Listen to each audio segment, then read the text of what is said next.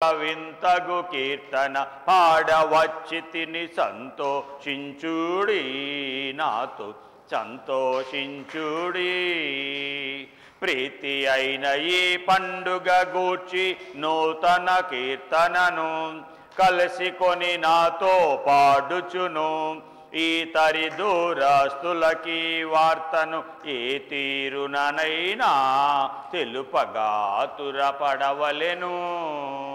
సంతోషించుడి అందరూ నాతో సంతోషించుడి, ఒక వింతగు కీర్తన పాడవాచి తిని సంతోషించుడి, నాతో సంతోషించుడి. పాపులపై దేవునికి కలిగిన ప్రబలమైన దయను లోకమున చూపింపగవలెను. చూపకపోయిన లోపము మనపై మోపబడును నిజము, వేగము చూపుదమా పదము. సంతోషించుడి అందరూ నాతో సంతోషించుడి, ఒక వింతగు కీర్తన పాడవాచి తిని సంతోషించుడి, నాతో సంతోషించుడి. ప్రీతి అయిన ఈ పండుగ గూర్చి నూతన కీర్తనను కలసికొని నాతో పాడుచును. ఈ తరి దూరస్తులకి వార్తను ఏ తీరుననైనా తెలుపగా తురపడవలెను. సంతోషించుడి అందరూ నాతో సంతోషించుడి, ఒక వింతగు కీర్తన పాడవాచి తిని సంతోషించుడి, నాతో సంతోషించుడి. సంతోషించుడి అందరూ నాతో సంతోషించుడి, ఒక వింతగు కీర్తన పాడవచ్చి తిని సంతోషించుడి, నాతో సంతోషించుడి. మనం దేవుని మందిరానికి ఎందుకు వచ్చాం? యేసయ్య ద్వారా సంతోషాన్ని పొందుకోవాలని వచ్చాం. యేసయ్య వాక్యం వింటూ మనం సంతోషం పొందుకోవటమే కాకుండా సమీపస్తులకి దూరస్తులకి ఏ రీతిగానైనా ఈ వార్తను చాటాలి అని ప్రభు చెప్పాడు. కాబట్టి అలాగా ప్రభు దూత అలాగే చెప్పారు, దేవుడు కూడా అలాగే చెప్పాడు. కాబట్టి ఆ మాటల ప్రకారం మన జీవితాన్ని నడుపుకుందాం. మీరు ఉదయం వాక్యం విన్నారా? మీకు కుదరదు, లైవ్లో వస్తుంది కదా అది. అయ్యో సరే, ప్రభు సన్నిధిలో చేరి వినే వాక్యము ఎప్పుడు వ్యర్థమవపోదు, తగిన ఫలాలు ప్రభు మనకి ఇస్తారు. కాబట్టి దేవుని వాక్యం విందాం. పోయిన వారం ఏ వాక్యం విన్నాం? నక్షత్రము యాకోబులో ఉదయించింది. నక్షత్రం ఏం చేస్తుంది? దారి చూపిస్తుంది, ఉన్నత స్థితిలో ఉంటుంది, ప్రకాశిస్తుంది, అలాగే దారి చూపుతుంది, చివరి వరకు నడిపిస్తుంది. అంతే కదా, అదేగా మనం వింది. సో ఈ దేవుడు మనల్ని నడిపించేవాడు, చివరి వరకు నడిపిస్తాడు, మధ్యలో వరకు కాదు. కాబట్టి ప్రభుని నమ్మిన మనము ఈ వాక్యం వింటూ అనేకులకు ప్రభు యొక్క ప్రేమను చూపాలి, ప్రభుని అనేకులు చూపేవారిగా ఉండాలి. నక్షత్రము నిరీక్షణకు గుర్తు, విమోచనకు గుర్తు అని కూడా విన్న. విమోచన అంటే విడిపిస్తుంది. ఓకే, సరే, ప్రార్థన చేసుకుందాం. ఒకరు ప్రార్థన చేయండి, మిగిలిన వారు వాక్యం కొరకు హృదయాలు సిద్ధపరచుకుందాం.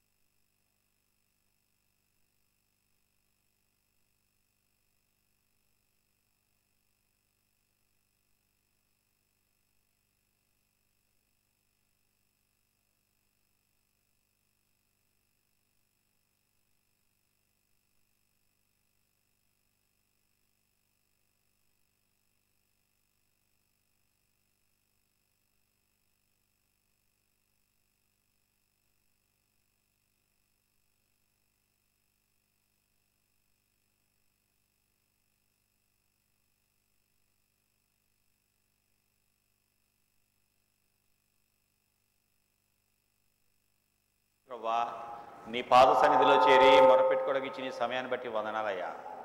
ఎలా మమ్మల్ని మీరు ప్రేమించి మేము నశించిపోవడం మీకు ఇష్టం లేక నైనా మీ విలువైన వాక్కులు మీ సేవకుల ద్వారా మాకు అందిస్తున్నారు. మీకు వందనాలయ్యా. వినేవారిగా కాదు, నీ కొరకు బ్రతుకు వారిగా చేయి ప్రభువా. మీ పెందల కడే మీ సేవకులను మా మధ్య పంపిస్తూ మమ్మల్ని దిద్దుతున్నందుకు మీకు వందనాలు. ఈ రాకడి దినాలలో మేము మీ కొరకు బ్రతుకున్నట్లుగా మమ్మల్ని మేము దిద్దుకొని నిన్ను గణపరిచే వారిగా ఉండినట్టు దయతో సహాయం చేయండి నైనా. మీరు ఇస్తున్న మాటలు మా హృదయానికి ఆశీర్వాదాన్ని ఇచ్చేయని గ్రహించి, పరలోకాన్ని చేర్చేయని గ్రహించి, శ్రద్ధగా నీ మాటలు విని మీ ద్వారా మేలు దీవెన పొందుకొనున్నట్లుగా దయతో మాకు మీరు సహాయం చేయి. ఈ మైక్ ద్వారా నీ వాక్యం వెళుతుంది, లైవ్లో నీ వాకులు వెళుతున్నాయి. ప్రజల హృదయాలను మీరు తెరవండి ప్రభువా. మీరే ఈ సేవ ద్వారా మీ నామాన్ని గణపరచుకోండి. ప్రతి దురాత్మ సమూహాన్ని యేసు నామములో బంధిస్తున్నాను. యావనమంతా మీ రక్తాన్ని ప్రోక్షించండి. ప్రజల వాక్యం వింటుండగా వారితో మీరు మాట్లాడండి. ఘనత మహిమ ప్రభావాలు మీరు పొందుకోమని యేసు నామములో అడుగుతున్నాం తండ్రి. ఆమేన్, ఆమేన్. మనందరం లేచి నిలబడి దేవుని జీవాత్మ నా మీదికి రమ్మో పాడదాం. దేవుని జీవాత్మానా మీదికి రమ్మో, దేవుని జీవాత్మానా మీదికి రమ్మో. విరచు వంచు మలచు నింపు దేవుని జీవాత్మానా మీదికి రమ్మో. జీవాత్మైన దేవా, మా మీదికి రండి. మమ్మల్ని విరవండి, వంచండి, మలచండి. మీ ఆత్మతో నింపండి. మీ ఆత్మతో నింపబడింది ఏది మాలో ఉండనియవద్దు తండ్రి. మీరే ఈ దిన సేవ ద్వారా ప్రభువా మీరు మీ నామాన్ని గణపరచుకోండి. పాటల ద్వారా మిమ్మల్ని స్తుతించాము. గద్దినాల్లో వాక్యం ఏంటో విన్నాము. ఈ దినాన మాకు తగిన వాక్కులు ఇవ్వండి. లైవ్లో వాక్కులు వెళుతున్నాయి. ప్రజలతో మాట్లాడి వారి అక్కర్లు తీర్చండి. ఈ దినాన ఉదయకాలము సేవలో మీరు చేసిన మేలును బట్టి, ఇచ్చిన వాక్కులను బట్టి వందనాలు అయ్యా. ఎలాగా మరణపాత్రుడిగా మరణంచులకెళ్ళిన ఈ చిన్న బిడ్డను ఎలా కాపాడావు. డాక్టర్ చాలా కష్టం. 105 జ్వరం అంటే సామాన్యము కాదు. ఆ భయంకర జ్వరంలో ఆ చిన్నవాడిని కాపాడారు. డెంగ్యూ అని డాక్టర్లు భయపడినారు. ఎలాగా నైనా గడ్డలు కడుపు లోపల ఉన్నాయని డాక్టర్లు భయపడిపోయారు. అటువంటి పరిస్థితులు ఎంత అద్భుతంగా మీరు కాపాడారు. నీకు స్తోత్రము. అలాగే చిన్న బిడ్డ ఎంత భయంకరంగా ఎప్పుడు ఆ తల్లి ఆ బిడ్డ పుట్టిన దగ్గర నుండి ఎన్నడూ ఇలా ఏడవలేదు అన్న ఆ బిడ్డని ఎలా కాపాడారు. నీకు వందనాలు. నీ కొరకు మేము బ్రతకాలి, నిన్ను ఇతరులకు చూపాలి. మీరు మాకు సహాయము చెయ్యండి. ఈ దిన ప్రత్యేకంగా మాతో మీరు మాట్లాడండి. మీరే ఈ సేవ ద్వారా మీ నామాన్ని గణపరచుకోండి. అయోగ్యుడిని మీ సిలువ చోట నేను దాగి ఉంటా తండ్రి. ప్రజలు నన్ను కాదు మిమ్మల్ని చూచుటకు దయచూపమని యేసు నామమున అడుగుతున్నాము తండ్రి. Amen, amen. దయచేసి కూర్చోండి. దేవుని వాక్యానికి వెళదాం. దేవుని వాక్యంలో నుండి మీకా గ్రంథము, యోనా తర్వాత మీకా ఉంటుంది, 5వ అధ్యాయము 2వ వచనము. నహూముకి యోనాకి మధ్యలో ఉండేటువంటిది. 5వ అధ్యాయము 2వ వచనంలో, బెత్లెహేము ఎఫ్రాతా, యోదావారి కుటుంబములో నీవు స్వల్ప గ్రామమైనను నా కొరకు ఇశ్రాయేలీయులను ఏలబోవు వాడు నీలో నుండి వచ్చును. పురాతన కాలం మొదలుకొని శాశ్వత కాలం వరకు ఆయన ప్రత్యక్షమగుచుండెను. బెత్లెహేము ఎఫ్రాతా, యోదావారి కుటుంబంలో స్వల్ప గ్రామము, చిన్న గ్రామమైన ఇశ్రాయేలు అను నా ప్రజలను ఏలేవాడు నీలో నుండి వచ్చును. యేసు ప్రభువా. మీకా 5వ అధ్యాయం 2వ వచనము ద్వారా ఈ చిన్న ప్రవక్త మీకా ప్రవక్త ప్రవచించాడు. ఈ ప్రవక్త యొక్క మాటల ద్వారా మాతో మాట్లాడండి. మీకు ఇష్టలుగా మమ్మల్ని మీరు చెయ్యండి. గూఢమైన భావములు మర్మములు బయలుపరచు దేవుడు మీరని మీ దగ్గరకు వచ్చామయ్యా. ఈ దినాన నాకు ఈ బిడ్డలకు కావాల్సిన వాక్కులు మీరు ఇవ్వండి. ప్రతి నిద్రాత్మ, చీకటాత్మ, అల్లరాత్మ, దేవుని వాక్యం అర్థం చేసుకోలేని దురాత్మ క్రియలు యేసు నామములో బంధిస్తున్నా. మీరే మీ కార్యాలు మా మధ్య జరిగించమని అనేకులు దీవెనకరముగా ఈ సేవను చేయమని, కల్వర్ శక్తి మినిస్ట్రీస్ ద్వారా జరుగుతున్న సేవను ఆశీర్వదించమని, అనేకులు నిజ వెలుగులోకి నిజ మార్గంలోకి రాగలుగుటకు దయచూపమని యేసునామమున అడుగుచున్నాం తండ్రి. Amen, amen. ప్రియులారా, ఇప్పుడు మనం చదువుకున్న భాగాన్ని చూస్తుంటే బెత్లెహేము ఎఫ్రాతా, యూదావారి కుటుంబములో నీవు స్వల్ప గ్రామమైనను నా కొరకు ఇశ్రాయేలును కాపాడువాడు నీలో నుండి వస్తాడు అని యేసు ప్రభు పుట్టక ముందే, క్రీస్తుకు పూర్వము 700 సంవత్సరాల క్రితమే మీకా ప్రవక్త ప్రవచించాడు, రక్షకుడు యేసయ్య పుడతాడు అని. ఎక్కడ పుడతాడని? బెత్లెహేం అనే చిన్న గ్రామంలో పుడతాడు అని. దేవుడు గొప్ప గొప్ప వాళ్ళని ఎన్నడూ ఎన్నుకోలేదు. ఆయనకు సేవలో ఆయనను వెంబడించడానికి చేపలు పట్టే చిన్నవారైన జాలర్లను ఎన్నుకున్నాడు. ఆయన రాజ్యమును వెతకడానికి, రాజుగా చేయటానికి స్వల్ప జనాంగమైన బెన్యామీను గోత్రాన్ని, దానిలో నుండి సౌలని ఆయన రాజుగా ఎన్నుకున్నాడు. ఆయన దేవుని దృష్టికి దూరవస్తుడైపోయినప్పుడు, దేవుని మాటలు వినకుండా సొంత ఇష్ట ప్రకారం నడిచినప్పుడు ఆయనను తొలగించి యెషయా యొక్క 8 మంది పిల్లలలో చిన్నవాడైన దావీదును దేవుడు ఎన్నుకున్నాడు. గొప్ప అధిపతి అయిన నయమానును బాగు చేయటానికి ఇశ్రాయేలీల చిన్నదానిని దేవుడు ఎన్నుకున్నాడు. ఫిలిస్తీయులు ఇశ్రాయేలుని తరుముతూ ఉంటే దేవుడు సంసోనుని ఎన్నుకొని, దవడ ఎముక, గాడిద దవడ ఎముక అడుగుంటుంది, చిన్నగా ఉంటుంది. గాడిద దవడ ఎముక 30 అడుగు ఎంతే ఉంటుంది. ఆ దవడ ఎముకతో 1000 మంది ఫిలిస్తీన్లు చంపి పడేసినట్టుగా చేసింది. చిన్న దవడ ఎముక గాడిదది. 1000 మందిని పోషించడానికి చిన్నవాడైనటువంటి వాడు 5 రొట్టెలు 2 చేపలు తీస్తే దేవుడు వాటిని ఎన్నుకొని 5000 మందిని దేవుడు పోషించాడు. ప్రభు దగ్గర గొప్ప గొప్పలు, గొప్పవి అవసరం లేదు. ప్రభు చిన్న వాటిని గొప్పగా చేసేవాడు. నా దగ్గర 10 రూపాయలే ఉన్నాయి కదా, నేనేం చేయగలను అనుకుంటాము. మదర్ తెరిసా యుగోస్లేవియా దేశం నుండి మన దేశానికి వచ్చింది. గొప్ప నర్సమ్మ. అంతకుముందు స్కూల్లో టీచర్గా పనిచేసి తర్వాత మన దేశం ఎట్ల భారముతో యుగోస్లేవియా దేశం నుండి కలకత్తా వచ్చింది మదర్ తెరిసా. పేద ప్రజలకు యేసయ్య దేవుడిని ప్రకటిస్తూ వారికి సేవ చేసింది. కుష్ఠరోగులను బహుగా అసహించుకునేవారు, క్షయరోగులను బహుగా అసహించుకునేవారు. దగ్గుతుంటే ఆ రోగం మాకు ఎక్కడ వస్తుందో అని దూరంగా నెట్టేసేవారు. కుష్ఠరోగులను అయితే అసలు పట్టుకునేవారు కాదు, వాళ్ళు బహుగా ఊరికి చివరి పంపించేవాళ్ళు. అటువంటి ప్రజలను చూసిన మదర్ తెరిసా యేసయ్య ప్రేమతో నిండి, ఈ దేవుడు ప్రేమమయుడు అని గ్రహించి యేసయ్య నమ్ముకున్నాక, ఈ రోగము కాదు, ఆత్మరోగం చాలా గొప్పదే, ఈ ఆత్మరోగంతో చాలామంది చచ్చిపోతున్నారు, కాబట్టి యేసయ్యకు ఈ ప్రేమను చాటాలి అని కుష్ఠరోగి దగ్గరికి వెళ్ళి వారి గాయాలు కడిగిందండి. క్షయరోగులు, టీబీ రోగుల దగ్గరికి వెళ్ళి వాంతి చేసుకుంటుంటే చేతులు పట్టిందండి. ప్రభు ఎట్లా వారికి ఉన్న ప్రేమ అండి. ఎలాగన్నా యేసయ్య ప్రేమతో నేను నిండి వీరికి ప్రేమను అందించాలి. ప్రభువుని నమ్మిన వారికి రోగాలతో పని లేదు. ఈ దినాలలో HIV రోగులు వస్తున్నారు, ఎయిడ్స్ రోగులు కనిపిస్తున్నారు. ప్రజలు చేత్కరించుకుంటుంటే వారి మధ్యలో వెళ్ళి సేవ చేయాలని, ఆ రోగం ప్రజల దగ్గరికి వెళుతున్నప్పుడు ఒక్కోసారి అంటుతాయి, వచ్చేస్తాయి. వారి గాయాన్ని కడుగుతుంటే పొరపాటున చేతి ఆ రక్తం మనకి గాయమై రక్తం వచ్చిందనుకోండి, అంటుతుందా? సపోజ్ ఒక రోగం ఉన్న HIV రోగం ఉన్న వాడికి ఆ గాయం ఉందనుకోండి, అది మనం ఏదైనా పని చేస్తామని ఆ చెయ్యికి మనకు గాయం ఉండి ఆ చేతికి మన ఆయన రక్తం కారుతుంటే మనకు అంటిందనుకోండి, చెప్పండి వస్తుందా?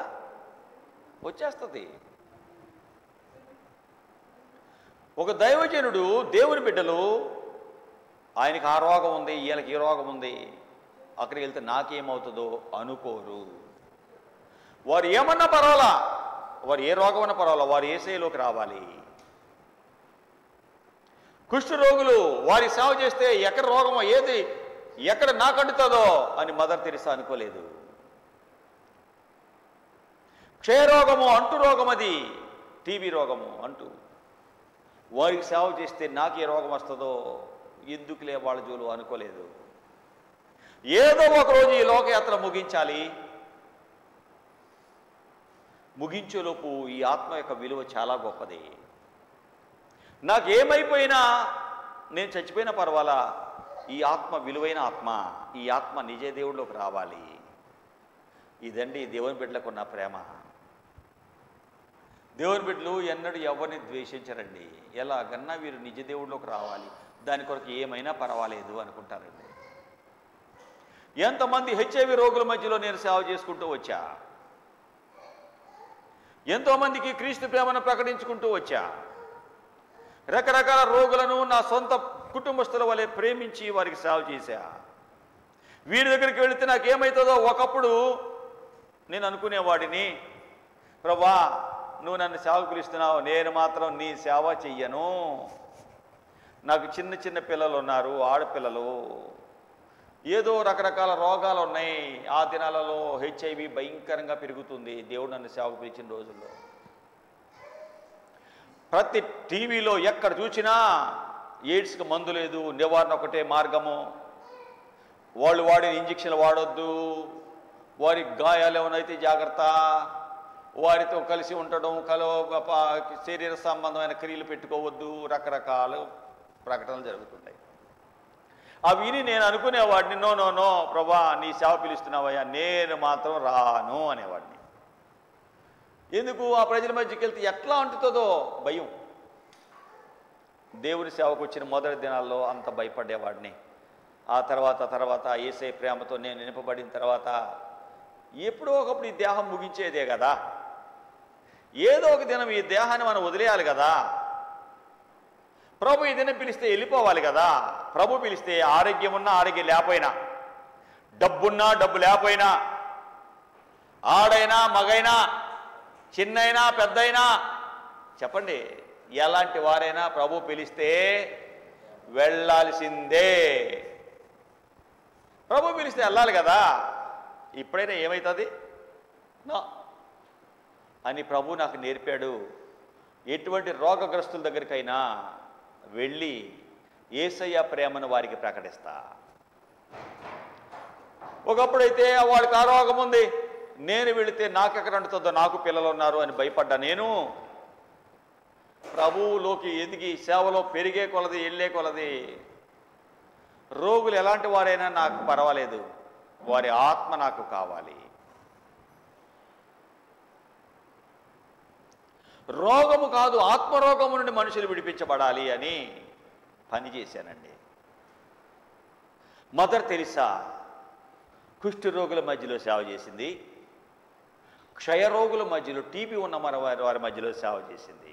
కలకత్తాలో మోతీజిల్ అనే ప్రాంతంలో భయంకరమైన ఖాళీ ఆ ప్రాంతం ఉంటుంది, ఘాటు. దానిలో ఒక స్థలము తీసుకొని సేవ ప్రారంభించింది. అక్కడ ఉన్నటువంటి ఆ విగ్రహార్థికులైన వారు ఏంటి, మన స్థలాన్ని, మన దేవత స్థలాన్ని క్రైస్తవులకు ఇవ్వాలా, నో తీసేసుకుందాం అనుకున్నారు. లోపలికి వెళ్ళారు, ఆ గదుల్లోకి వెళ్ళారు. ఛాందస్వాదులైన ఆ ప్రజలు మదర్ తెరిసాతో పాటు ఉన్న యేసయ్య ప్రేమతో నిండిపోయినటువంటి ఆ సహోదరులను, నర్సులైన వారిని చూచారు. వారు చూస్తుంటే తెల్లని డ్రెస్ ఉంటుంది, బ్లూ ఆ గ్రీన్ బ్లూ అంచున్న చీర కట్టుకొని మెడకు సిలువను పెట్టుకొని ఉండేవారు. యేసయ్య ప్రేమామయుడు, తెల్లని వస్త్రం, పరిశుద్ధమైన జీవితం యేసయ్యది. అనేకులైన ఇలా సిద్ధం చేయాలి. ఈ యొక్క బ్లూ అంచున్నటువంటిది ప్రశాంతతకు, నీలి ఆకాశానికి ప్రశాంతతకు గుర్తు. కాబట్టి అనేకులను, పాపములో ఉన్న వారిని ప్రశాంతతలోకి తేవాలి, దానికి మూలము సిలువే ఇదే అని ఆ డ్రెస్సుతో అక్కడ సేవ చేస్తుంటే వారిని గమనించారు ఛాందస్వాదులైనటువంటి ఆ కాళీమాతను పూజించే ప్రజలు. ఆ ప్రాంతంలో ఉన్న నాయకులు, విగ్రహార్థికులైనటువంటి ఆ గుడిని నడిపించేటువంటి యాజమాన్యము, దానిలో కొంతమంది మదర్ తెరిసా స్థాపించిన సంస్థలోకి వచ్చి ఆ గదుల్లోకి వచ్చి చూస్తుంటే ఆ గదుల్లో కొంతమంది గాయాలై కుష్ఠరోగంతో కాళ్ళన్నీ తినేస్తే, చేతులన్నీ తినేస్తే, చీము కారుతుంటే దూది పెట్టి తుడుస్తూ ఉన్నారంట. కొంతమంది ముసలోళ్ళుగా ఎవ్వరూ లేని వారు, బక్క చిక్కిపోయిన వారికి అన్నం తినిపిస్తున్నారట. కొంతమంది వాంతి చేసుకుంటుంటే దోషిని పడుతున్నారట. గిన్నె తెచ్చేలోపు వాంతి చేసుకుంటారని దోషిని పడుతున్నారట. కొంతమంది వాంతి చేసుకున్న వారికి అదంతా ఎత్తేస్తున్నారట. కుష్ఠ రోగులు ఉన్నారు, టీబీ రోగులు ఉన్నారు, అనాథలు ఉన్నారు, ముసలోళ్ళు ఉన్నారు, నా అనేవాళ్ళు ఎవ్వరూ లేని వారు ఉన్నారు. వారందరికీ సేవ చేస్తున్న వీరిని చూచిన ఆ మాతకు చెందినటువంటి వారు ఏమని తరిమేద్దాం అనుకున్నాం, ఈ స్థలం మనమే తీసేసుకుందాం అనుకున్నాం. మన దేశ ప్రజలు వీరు ఏ దేశము నుండో వచ్చి ఎంత సేవ చేస్తున్నారు, మన దేశ ప్రజలకు మనమే చేయలేకపోయామే, కుష్ఠరోగులని వీరిని పక్కకు నెట్టేసామే, క్షయరోగులని పక్కకు నెట్టేసామే, ఏ దేశము నుండో వచ్చి ఎంత ప్రేమగా చూస్తుందే, నో ఇలాంటి ఆమె మనకు ఉండాల్సిందమ్మా, ఈ స్థలమంతా నువ్వే తీసుకోమ్మా అన్నారంట. ఈ స్థలమంతా నీకే ఇస్తున్నామమ్మా, అమ్మా మదరమ్మా, తెరిసమ్మా, ఈ స్థలమంతా నీకే ఇస్తున్నామమ్మా. ఏం చేస్తావు ఈ స్థలంలో అంటే, అనాథులకు శరణాలయం కట్టిస్తా, దిక్కులేని వాళ్ళకి ఇల్లు కట్టిస్తా, కుష్ఠరోగులకి, టీబీ రోగులకి, వృద్ధులకి నిలయంగా కట్టిస్తా. ఎన్ని డబ్బులు నీ దగ్గర అంటే 20 పెన్నీలు ఉన్నాయి అన్నమాట. ఎన్ని ఉన్నాయి? 20 పెన్నీలు అంటే 20 రూపాయలు వేసుకో, లేదా 200 రూపాయలు వేసుకో. 20 పెన్నీలతో ఇంత బిల్డింగ్లు కడతావా? యేసయ్య నాతో ఉంటే ఈ 20 పెన్నీలకు యేసయ్యని కలిపితే ఏమైనా చేస్తా అందట. ఏంటి? 20 పెన్నీలకి వీటికి యేసయ్యని కలిపితే ఏమైనా చేస్తా అంది. కొంతకాలానికి పెద్ద బిల్డింగ్లు వచ్చినాయి. ఏముంది ఆమెలో? విశ్వాసం. ఆమె ప్రేమను, త్యాగాన్ని చూచిన ప్రజలు ఏడ్చి లక్షల డబ్బులు ఇచ్చేశారటండి. ఈ రోజుల్లో కొంతమంది దేవుని సేవకులని చెప్పుకునే వాళ్ళు ఎక్కడెక్కడ డబ్బులు దొబ్బి తెప్పించుకొని కావాలని అంటున్నారు, దొబ్బి అని. ఎక్కడెక్కడో డబ్బులు తెచ్చుకొని వాళ్ళ కుటుంబాలకి లేక పొలాలకు కొంటున్నారు, దొంగ మాటలు చెప్తున్నారు, వాళ్ళకి పెట్టాం వీళ్ళకి పెట్టామని. ఈమె వృద్ధురాలు, పెద్ద ఆమె, ఈమె మదర్ తెరిసా. అంత గది ఉంటుందండి ఆమెకి.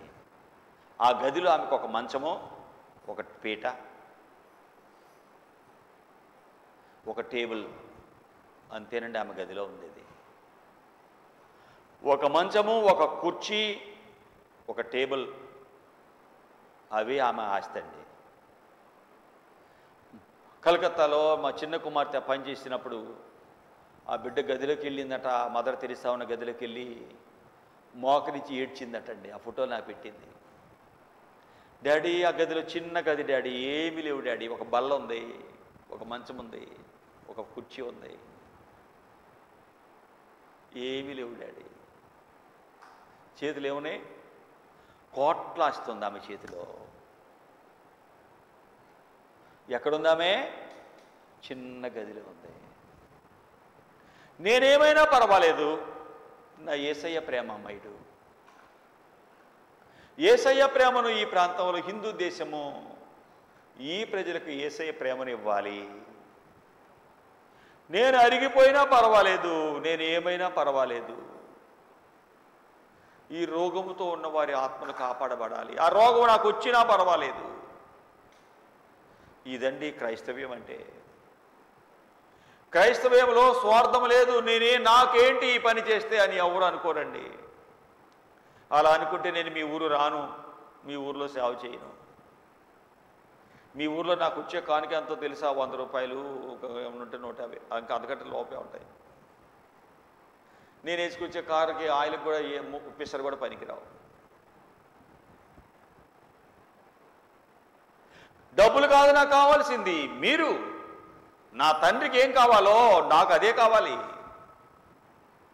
విలువైన ఆత్మ, ఒక ఆత్మ పోతే ఎన్ని కోట్లు ఇచ్చినా చనిపోయిన వ్యక్తి రాడు. ఈ విలువైన ఆత్మ రక్షణలోకి రావాలి, అదే నా ఆశ. అంతే, నా తండ్రి ఆశ ఏంటో అదే నా ఆశ. మదర్ తెరిసా యుగోస్లేవియా దేశాన్ని వదిలి యేసయ్య అంటే తెలియని మన దేశానికి వచ్చి కలకత్తా భయంకర మురికి ప్రాంతం, కాళీమాత ఘాట్ ఉంటుంది, అక్కడ భయంకర విగ్రహారాధనా స్థలం, రక్తాన్ని కోరే దేవత, ప్రజలు రక్తాంతో ఆడుకుంటుంది. అటువంటి స్థలంలో యేసయ్య ప్రేమను పంచింది. ఒక సహోదరి మన మధ్యకు వచ్చింది చాలా కాలం క్రితం. ఆమె పట్టిందా చీకటి. నేను ఖాళీ అని ఇంత పొడుగు నాలుగు చాపింది, గుడ్లూరు మింది. మన మధ్యలో కూడా వచ్చిందిగా, చూసారా ఇక్కడ అయ్యా, మీరు చూశారు. ప్రభు సన్నిధిలో ప్రార్థించినప్పుడు భయంకరమైన శక్తి, దీని రక్తం నాకు రుచి, దీన్ని చంపేస్తా అన్నది. ఆ దేవత చంపేస్తానంటే ఈ దేవుడు నో నో నో నేను కాపాడతా అన్నాడు.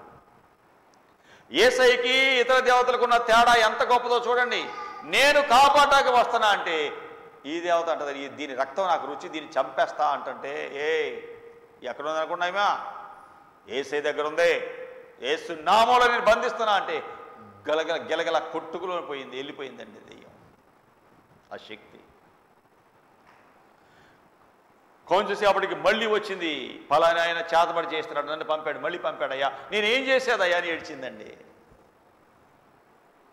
వాళ్ళ అన్నయ్య గురి పేరే చెప్పింది, వీళ్ళ అన్నయ్యే ఆస్తి కోసం చంపాలని నన్ను పంపించాడు. దీని రక్తం రుచిగా ఉంది, దీన్ని చంపేస్తా, తీసుకెళ్ళిపోతా అంటుంటే అని నాలుగు తెరిచి ఇంత పొడుగు గుడ్లు చూస్తుంటే చాలామంది సంఘంలో వారు వణికారు. వాళ్ళ అన్నయ్య గారు వీడియో తీసుకున్నాడండి. అవన్నీ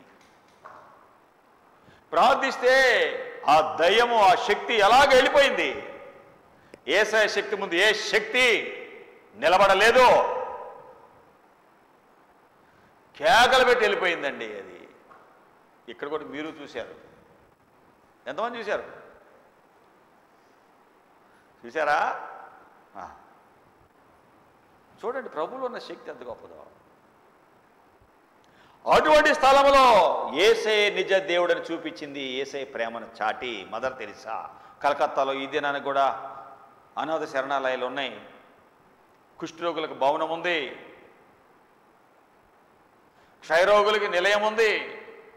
ఇప్పటికి మదర్ తెరిసా ప్రభు పిలుచుకొని వెళ్ళిపోయాక ఆమెతో ప్రేమతో, ఆమె ప్రేమతో నిండి యేసయ్య నమ్ముకొని యేసయ్య ప్రేమతో నిండి అలాంటి రోగులకు సేవ చేస్తున్న వారు ఇప్పుడు ఉన్నారు అక్కడ. యేసయ్య వారిని సిద్ధం చేశాడు. క్రైస్తవ్యము అంటే ఇవ్వటం తీసుకోవటం కాదు. ఉదయం మేము అక్కడ నేర్చుకున్నాం. తండ్రైన దేవుడు తన ఒక్కగానొక్క కుమారుడిని మనల్ని జీవింప చేయాలని ఇచ్చాడు. 1 యోహాను 4వ అధ్యాయము 9వ వచనము చదవండి. ఎవరు చదువుతారు? 1 యోహాను 4వ అధ్యాయము 9వ వచనం.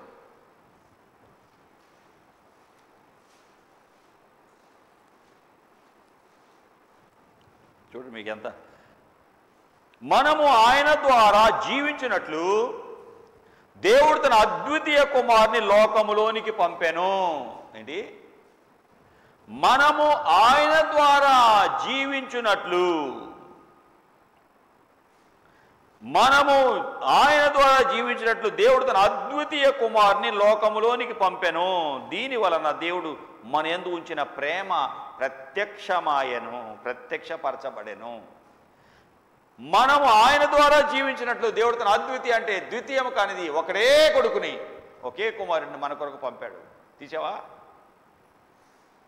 మనల్ని జీవింప చేయాలని దేవుడే ఒక్కగానొక్క కుమారుడిని మన కొరకు పంపి ఆయన ప్రాణాన్ని మన కొరకు బలియాగం చేయడానికి పంపిస్తే, మన దేవుడు జీవింప చేయాలని కోరితే సాతాను శక్తులు మనల్ని నశింప చేయాలని కోరినాయి.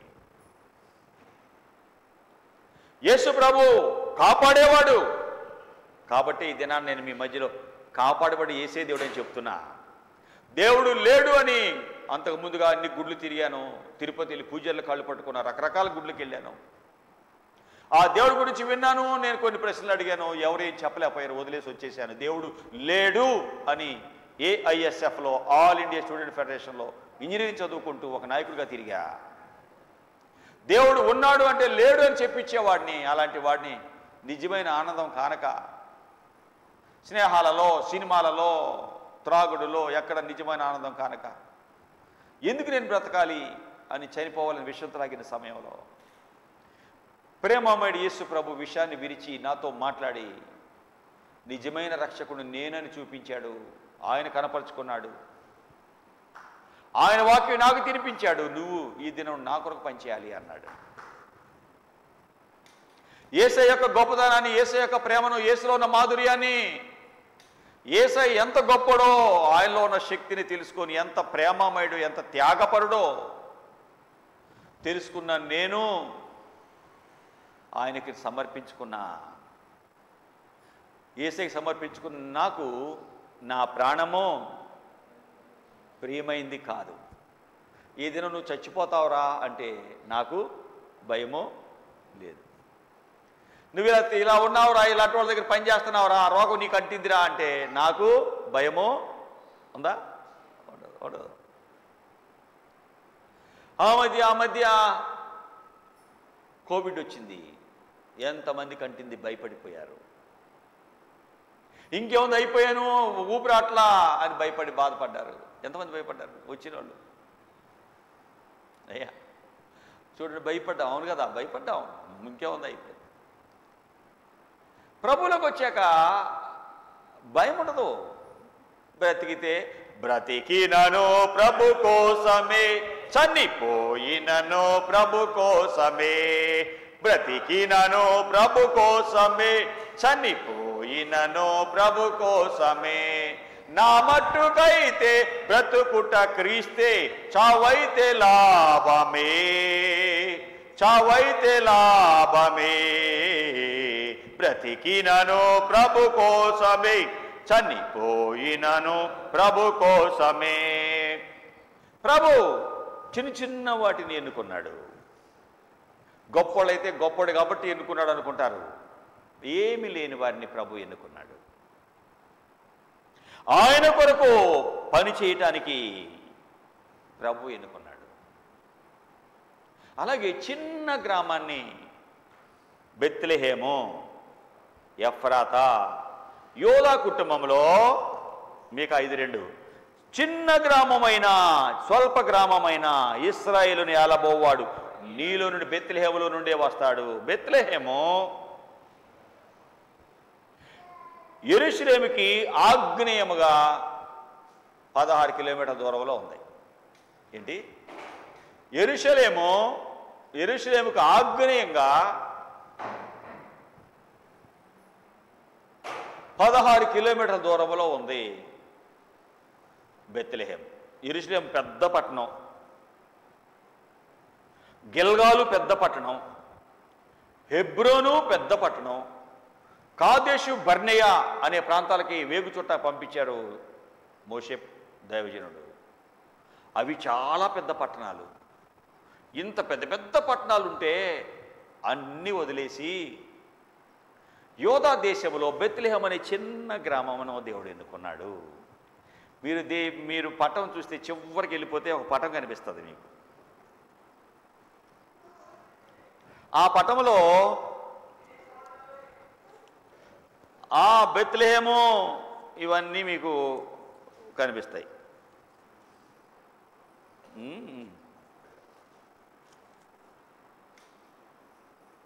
ఇక్కడ ఇదిగో ఇక్కడ మీకు పటం, నేను ఇది బైబిల్లో నాకు కొంచెం ఇది చూపిస్తాను మీకు. ఇదిగో ఇక్కడ ఏముంది? యోదయ, సమరయ, గలిలయ 3 ప్రాంతాలు ఉన్నాయి. యేసు ప్రభు ఈ ప్రాంతాలన్నింటిలో సేవ చేశాడు. సమరయులు ప్రజలు ఇష్టపడని ప్రజలు. యూదులు ఇష్టపడరు, సమరయులు అంటే పాపులు అని వారి జోలు వెళ్ళరు. యోదయ దేశం నుండి గలిలయకి వెళ్ళాలంటే ఎలాగ వారు ఎరుకో దాటుకుంటా, యోర్దాను దాటుకుంటా అట్లా వెళ్తారు, గలిలయ సముద్రం దాటుకుంటా వెళ్ళిపోతారు. అంతే తప్ప ఇది చాలా దగ్గర, ఈ దగ్గర దారైనా వెళ్ళరు, చుట్టూ తిరిగి వెళ్తారు. ఎందుకంటే వీళ్ళ ఊరు మేము ముట్టుకోకూడదు, ఈ ఊరు వెళ్ళకూడదు, వీళ్ళు వెలివేయబడ్డవారు అన్నట్టుగా అనుకునేవారు. అలాంటి స్థలంలో యూదయ దేశంలో ఇదిగో యెరూషలేము అని స్క్వేర్గా ఉంది. ఈ స్క్వేర్గా ఉంది యెరూషలేము, దీని క్రింద బేతనయ్య అని ఉంది, గుండ్రంగా కనిపిస్తుందా? యెరూషలేము నుండి బేతనయ్యకి యెరూషలేము నుండి బెత్లెహేముకి 16 కిలోమీటర్ల దగ్గర. ఈ యూదయ నుండి ఈ గలిలయలో నజరేతు ఉంది. ఇక్కడ ఇది గలిలయలో ఉంది నజరేతు, చూడండి కనిపించిందా మీకు మ్యాప్లో? ఇది ఇక్కడ ఉంది, నజరేతు అని ఉంది. పై కింద గుండ్రంగా చిన్న గుండ్రం వేసి దాని పక్కన నజరేతు ఉంది. దీనికి దూరము 120 కిలోమీటర్లు. ఇక్కడ నుండి బెత్లెహేము నుండి నజరేతుకి 120 కిలోమీటర్లు. నజరేతులో, గలిలయలోని నజరేతులో ప్రదానం చేయబడింది మరియా యోసేపుకి. ప్రభు చెప్పాడు బెత్లెహేములో యేసు ప్రభు పుడతాడు అని ప్రభు చెప్తే వారు నజరేతు నుండి ఎక్కడికి వచ్చారట? నజరేతు నుండి బెత్లెహేముకి వచ్చారట. ఏంటి? నజరేతు నుండి బెత్లెహేముకు వచ్చారు. 2వ అధ్యాయం లూకా సువార్త మొదటి నుండి చదువుదాం, 5 వచనాలు. ఆ దినములలో సర్వలోకమునకు ప్రజాసంఖ్య వ్రాయవలనని కైసరు ఆగుస్తు వలన ఆజ్ఞ ఆయను. ఇది కురేనియా సిరియా దేశానికి అధిపతి అయి ఉన్నప్పుడు జరిగిన మొదటి ప్రజాసంఖ్య. అందరూ ఆ జనసంఖ్యలో రాయబట్టానికి తమ తమ పట్టణాలకు వెళ్ళిరి. యోసేపు దావీదు వంశములో గోత్రములో పుట్టినవాడు కనుక తనకు భారీగా ప్రదానం చేయబడి గర్భవతి అయి ఉండిన మరియతో కూడా ఆ సంఖ్యలో వ్రాయబడటానికి గలిలయలోని నజరేతు నుండి యూదయలోని బెత్లెహేముకు, బెత్లెహేము అనబడ్డ దావీదు ఊరికి వెళ్ళాను. నజరేతు నుండి, గలిలయలోని నజరేతు నుండి యూదయలో ఉన్నటువంటి బెత్లెహేము వరకు వచ్చారు. ఇక్కడ నేను ఒక గీత గీశాను, కనిపిస్తుందా మీకు? ఇక్కడ నుండి ఇక్కడ గీత, ఇక్కడ మొదలెట్టి గీత ఇక్కడికి పెట్టాను ఒక గీత. ఇక్కడ నుండి ఇక్కడికి దూరం 120 కిలోమీటర్లు. ఏసీ కారు ఉందా? మోటార్ సైకిల్ ఉందా? ఆటో ఉందా? ఏమి లేదు. గాడిద మీద ఎక్కించుకొని నిండు గర్భిణి అయిన మరియను తీసుకొని యోసేపు నడుచుకుంటూ వచ్చాడు. భార్యను ఎక్కించుకొని గాడిద మీద 120 కిలోమీటర్లు ప్రయాణం చేశాడండి. ఎందుకు? దేవుడు చెప్పాడు బెత్లెహేములో నా రక్షకుడు పుడతాడు. ఎక్కడున్నారు వీరు? నజరేతులో ఉన్నారు.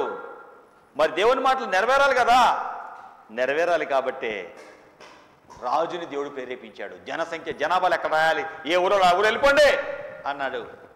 నజరేతులో నుండి బెత్లెహేముకు అక్కడ లెక్కలు అక్కడ ఉన్నాయి, అక్కడ రాయబడాలి. భార్యని తీసుకొని, నిండు చూలాలైనటువంటి మరియని తీసుకొని యోసేపు గాడిద మీద ఎక్కించుకొని గలిలయలోని నజరేతు నుండి యూదయలోని బెత్లెహేము వరకు వచ్చారు.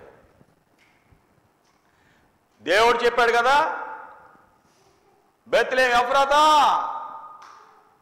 యూదాలో నీవు చిన్న గ్రామమైన ఇశ్రాయేలు అను నా ప్రజలను ఏలేవాడు నీలో నుండే వస్తాడు అని చెప్పాడు కదా. చిన్న గ్రామము, అలాగే ఏమీ లేని నిరుపేదలు అనుకుంటున్నావేమో. యోసేపుకు అంత ఆస్తిపరుడు కాడు, కరుపేదవాడు. మరియా అంత ఆస్తిపరులు కాదు, సామాన్యులు.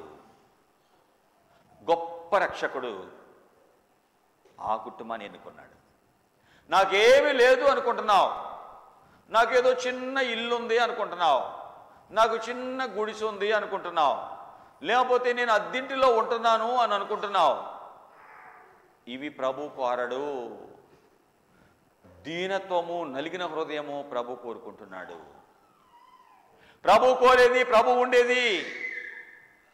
యెషయా గ్రంథం 66వ అధ్యాయం 2వ వచనం, ఎవడు దీనుడై నలిగిన హృదయం కలవాడై నా మాట విని వణుకుతాడో వానిని నేను దృష్టిస్తా అన్నాడు. దీనత్వము, నలిగిన హృదయం నీలో ఉంటే దేవుడు నిన్నెన్నుకుంటాడు, నీ హృదయంలో కూర్చుంటాడు. ఆయనకి నువ్వు ఎంత ఆస్తి ఉంది, నీకు ఎంత అందం ఉంది, నీ ఎంత వయసు, ఎంత చదివావు అక్కరలేదు నా యేసయ్యకి. బాహ్య సంబంధమైనవి నా యేసయ్య చూడడు, అంతరంగాన్ని కోరేవాడు. విరిగి నలిగిన హృదయం ఉందా, దీనమైన మనసు ఉందా, నా మాట విని వణుకుతాడా, అయితే కావాలి నాకు ఈయనే, ఈ అమ్మాయే నాకు కావాలి. అవి యోసేపులో మరియలో ఉన్నాయి. గత వారాల్లో విన్నాం వాళ్ళ లక్షణాలు. 1 కొరింథీ 1వ అధ్యాయంలో దేవుడు ఎవరిని ఎన్నుకుంటాడు, దేవుడు ఎవరిని ఎన్నుకుంటాడు చూద్దాం. 1 కొరింథీయులకు రాయబడిన పత్రిక 1వ అధ్యాయం.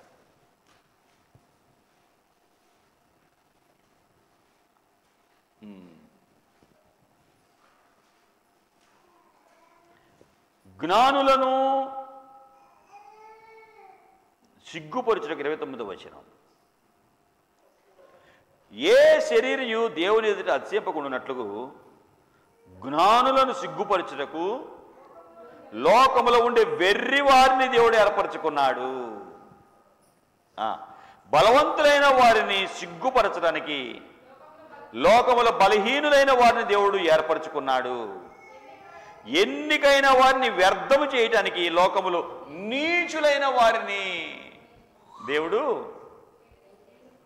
నీచులైన వారిని, తృణీకరించబడిన వారిని, ఎన్నికలైన వారిని దేవుడు ఏర్పరచుకున్నాడు. అబ్బా, నా దేవుడు మనసు ఎంత గొప్పదో చూడండి. వీడికి ఏమీ లేదు, పక్కకు నెట్టేద్దాం కాదు, వీళ్ళే నాకు కావాలి అన్నాడండి. లోకము ఒక ధనవంతుడి ఇంట్లో విందు జరుగుతుంటే సామాన్య డ్రెస్ చేసుకున్న వాళ్ళు రాణిస్తారండి? సామాన్య డ్రెస్ చేసుకున్న వాళ్ళు రాణిస్తారండి? ఒక పెద్ద సేవకుడు కుమారుడికి పెళ్లి జరుగుతుంది. బైబిల్ కాలేజీలో ఉన్నాం మేము. జాషువా డానియల్ గారు వాళ్ళ అబ్బాయి పెళ్లి జరుగుతుంది. హెడ్ క్వార్టర్స్లో పెద్ద పై అంతస్తులో స్పెషల్ భోజనాలన్నీ పెట్టారు. మధ్య అంతస్తులు ఒక రకాన్ని పెట్టారు, కిందేమో మామూలు వాళ్ళు పెట్టారు. ఎవ్వరూ మీరు ఆ పైకి రాకూడదు అన్నారండి. మీరెవరూ ఆ పైకి రాకూడదు అన్నారు కదా అని నేను కిందే ఉన్నా. మా తమ్ముడు ఒకడు ఉన్నాడు, వాడు వెళ్ళాడు పైకి. వెళ్ళి చూస్తే కళ్ళు తిరిగాయట. బాబు, ఆ భోజనాలు ఏంటి, ఆ స్వీట్లు ఏంటి, ఆ ఆటలు ఏంటి, ఐస్ క్రీమ్లు ఏంటి, ఆ ప్లేట్లు ఏంటి, అదిరిపోయాడట. కిందేమో మామూలు భోజనం, మధ్యలో ఇంకొక రకం, పైన ఇంకా అసలు ఎవరు చూడలేదు.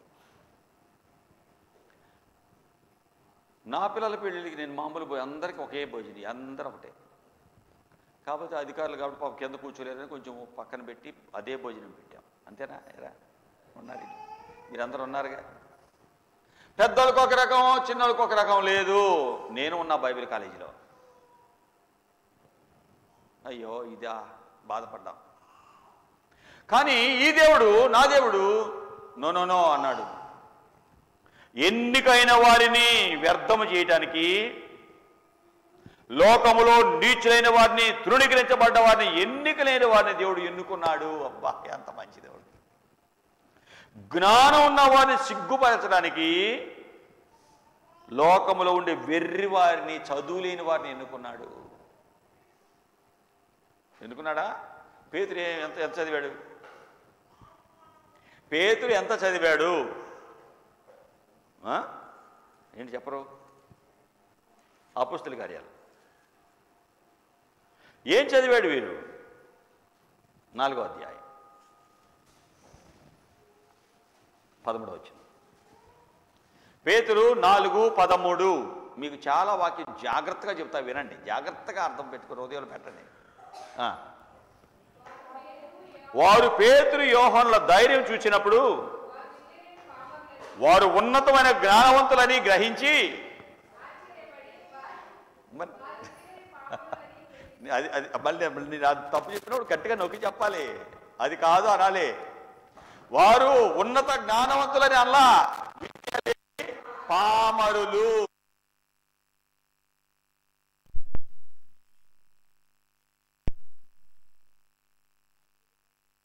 వారు యేసుతో కూడా ఉన్నారు అని గ్రహించారు ప్రజలు. శాస్త్రులు, పరిసయ్యులు, అధికారులు, సద్దుకయ్యులు ఏం గ్రహించారు? కుంటోడు బాగైపోయాడు, దయ్యాలు పట్టోడు బాగైపోతున్నారు, నీడ తగిలితే ప్రజలకు బాగైపోతున్నారు. 5వ అధ్యాయం 15వ వచనం అపొస్తలుల కార్యాలు. అందుచేత పేతురు వచ్చుచుండగా జనులు రోగులను వీధులలోనికి తెచ్చి వారిలో ఎవరి మీద అయినా ఆయన నీడ పడాలని మంచాల మీద, పరుపుల మీద వారిని ఉంచారు. చుట్టుపట్ల ఉన్న ప్రజలందరూ జనులను, రోగులను, అపవిత్రాత్మల చేత పీడించబడ్డ వారిని మోసుకొస్తే నీడ పడితే బాగైపోయారు. రోగం ఉన్న వాళ్ళు బాగైపోయారు, దెయ్యాలు పట్టిన వాళ్ళు దెయ్యాలు వదిలే. ఎంత చదివారు వీరు? చదువు లేదండి. ఎవరున్నారు వీరికి? యేసయ్య ఉన్నాడు. సర్వేర్ ఉద్యోగం కావాలంటే సివిల్ ఇంజనీరింగ్ అయి ఉండాలి, ఇన్ని సంవత్సరాలు ఉండాలి ఎక్స్పీరియన్స్, లేకపోతే ఇంటర్వ్యూలో సెలెక్ట్ అవ్వాలి, వాళ్ళు పెట్టే పరీక్ష పాస్ అవ్వాలి. అన్నీ అయిపోతే మెరిట్లో ఉంటే సీట్ ఇచ్చారు, ఉద్యోగం ఇచ్చారు. మేము ఉద్యోగాలు వచ్చేటప్పుడు రిటర్న్ టెస్ట్ కూడా, రాత పరీక్షలు ఉన్నాయి, చాలా రిటర్న్ ఓరల్ ఎన్ని టెస్టులు పెట్టారు, అన్ని టెస్టులు పెట్టి ఉద్యోగం ఎన్నుకున్నారు. ఒక టీచర్ పోస్ట్ కావాలంటే బీఎస్సీ చదివాలి, బీఈడీ చేయాలి, అనుభవం ఏమైనా ఉండాలి, పరీక్ష ఉంటుంది, పాస్ అవ్వాలి. అంతేగా, లేకపోతే ఊరికి పాస్ ఇస్తారా? చదువుకున్నారా, ఇది సర్టిఫికెట్ అయ్యా అంటే ఇస్తారా? నీలాంటి వచ్చాడు నా తల్లే, పరీక్ష రాయి, ఈ దీనిలో సెట్ అయితేనే మీకు వస్తుంది జాబ్. ఒక ఉద్యోగానికి క్వాలిఫికేషన్ అడుగుతున్నారు, అనుభవం అడుగుతున్నారు, ఎగ్జామ్ పెడుతున్నారు, దానిలో పాస్ అయితేనే మీకు ఉద్యోగం ఇస్తున్నారు. దేవుడు ఏమిస్తున్నాడు? నా దగ్గరికి వస్తే చదువు కాదు, నువ్వు నేను చెప్పినట్టు ఉన్నావా, నాతో ఉన్నావా లేదా. విద్య లేదు కానీ యేసయ్యతో ఉన్నారు వీరు. యేసయ్య అద్భుతాలు చేసిన దేవుడు. యేసయ్య మనల్ని కాపాడటానికి పరమ భాగ్యాన్ని వదిలి లోకానికి వచ్చిన రక్షకుడు. తన చివరి రక్తబొట్టు వరకు మనల్ని ప్రేమించి మన కొరకు అర్పించిన ప్రాణదాత, త్యాగశీలి యేసుప్రభు. ఆయన్ని కలిగి ఉంటే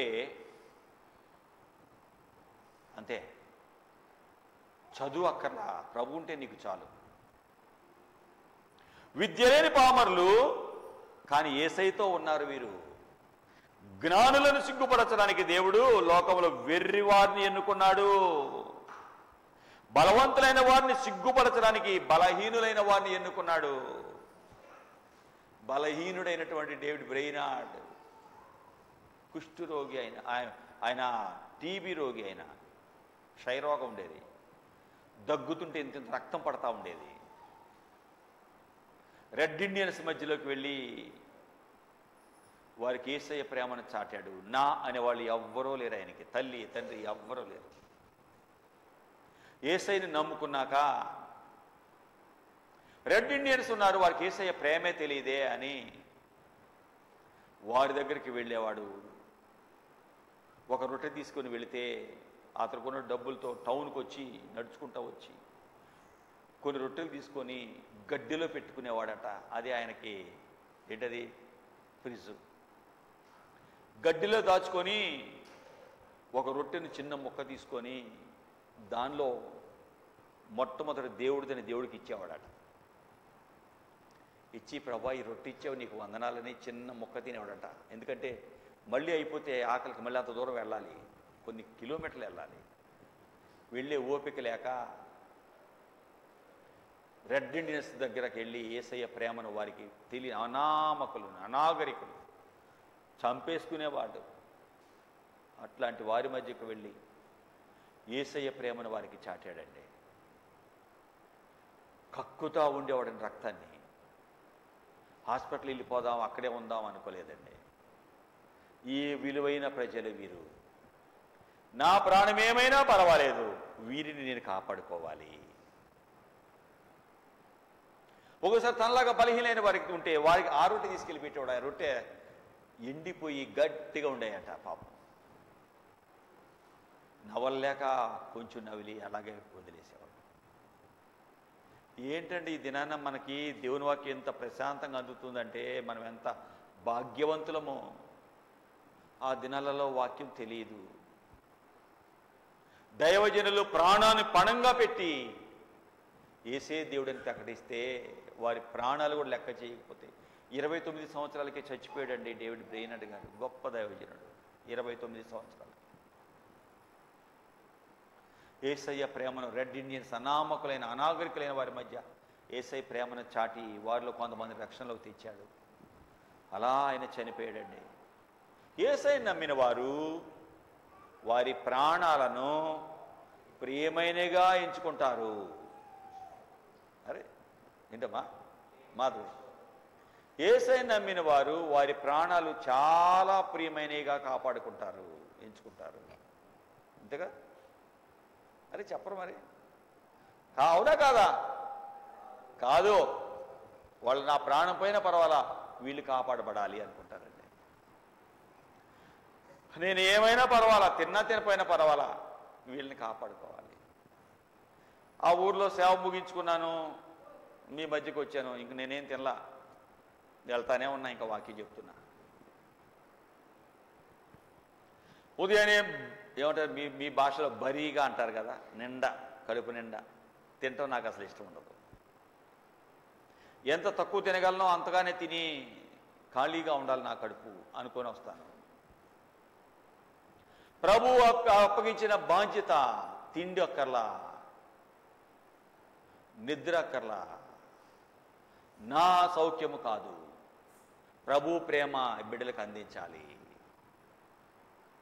యేసయ్య మనసు అండి అది. చిన్న గ్రామము బెత్లెహేం దేవుడు ఎన్నుకున్నాడు. యాకోబు రాహేలు ప్రయాణం చేశారు. యాకోబు రాహేలు ప్రయాణం చేశారు. ప్రయాణం చేస్తూ బెత్లెహేం దగ్గరకు వచ్చేటప్పటికి కుమారుని కంటానే చాలా నొప్పులకు బాధపడతా ఉంది. మంత్రసాన అంది, రాహేలు రాహేలు అబ్బాయి పుట్టాడమ్మా అంటుంటే అబ్బాయిని చూసుకుంది, బెనోని అని చచ్చిపోయింది. ఏంటి? ఆ పిల్లవాడిని చూసుకుంది, బిడ్డని కన్నది, వేదనతో కన్నది. ఆదికాండం 35వ అధ్యాయం 16వ వచనం నుండి చదవండి. పిల్లవాడిని కన్నది చూస్తూ బెనోని దుఃఖపుత్రుడా. వారు ప్రయాణమైపోయి ఎఫ్రాతాకు వెళ్ళే మార్గంలో ఇంకా దూరం ఉన్నప్పుడే ప్రసవ వేదనతో రాహేలు ప్రయాసపడింది. ప్రసవం వలన ప్రయాసపడుతున్నప్పుడు మందరసాని ఆమెతో, భయపడతో, ఇది కూడా నీ కొడుకే అంది. ఆమె ప్రాణం పోతుండగా బెనోని అని అన్నది. బెనోని అంటే దుఃఖపుత్రుడు, ఏడుపో. రే నువ్వు బ్రతుకు ఏమంట పుట్టావురా, నన్ను ఏడిపించావురా అని చచ్చిపోయింది. బెనోని అంటే దుఃఖపుత్రుడు, నీవు పుట్టడమే నాకు ఏడుపురా. ఏమంట పుట్టావారా దరిద్రుడా అంటారా? ఏమంటారు? వీడు పుట్టాడు, ఈ పిల్ల మా కడుపులో పడింది, మాకన్నీ కష్టాలే. వీడు పుట్టడం ఏంటో మా దశ తిరిగింది, స్టార్ పెరిగింది, మా స్టార్. ఈ పిల్ల పుట్టింది మాకు, మా స్టార్ తిరిగింది, అందుకని పిల్లని మేము వదలం అంటారు. వీడు ఏమంట పుట్టాడో ఒకటి అన్ని పోయినాయి. ఏమంట పుట్టిందో వీళ్ళ అమ్మ చచ్చిపోయింది, ఆస్తి అంతా పోయింది, అప్పుడు వాళ్ళందరూ వచ్చారు, అన్ని పోయినాయి. ఏమంట పుట్టిందో దరిద్రపది, పనికి మాలింది, ఏమంటారా రకరకాలు. బెనూని అమ్మ అంటుంది, వీడు ఏమంట పుట్టాడో నేను చచ్చిపోయా, అయ్యో బెనోని అంట చచ్చిపోయిందండి. దుఃఖపుత్రుడు రా నువ్వు, ఏమంట పుట్టావో ఏడిపారా. కొంతమంది జీవితాలు ఏడిపే. కొంతమంది పుడతారు ఏడిపించడానికే పుడతారు, కష్టాలు పెట్టడానికే పుడతారు. కొంతమంది పుడతారు కష్టాలు పడడానికే పుడతారు. ఇది నా కర్మ, నా రాత అనుకుంటున్నారు. కాదు కాదు, యేసయ్య నీ దుఃఖాన్ని ఆనందంగా మార్చబోతున్నాడు. నా యేసయ్య నీలో ఉన్న కష్టాలను దుఃఖాలను ఆనందంగా మార్చబోతున్నాడు, సంతోషంగా మార్చబోతున్నాడు. బెనోని దుఃఖపుత్రుడా. 48 ఆదికాండం 7వ వచనం. తండ్రి వాడిని ఆ పుత్రుడిని బెన్యామీను అన్నాడు. తండ్రి ఏమన్నాడు అక్కడే?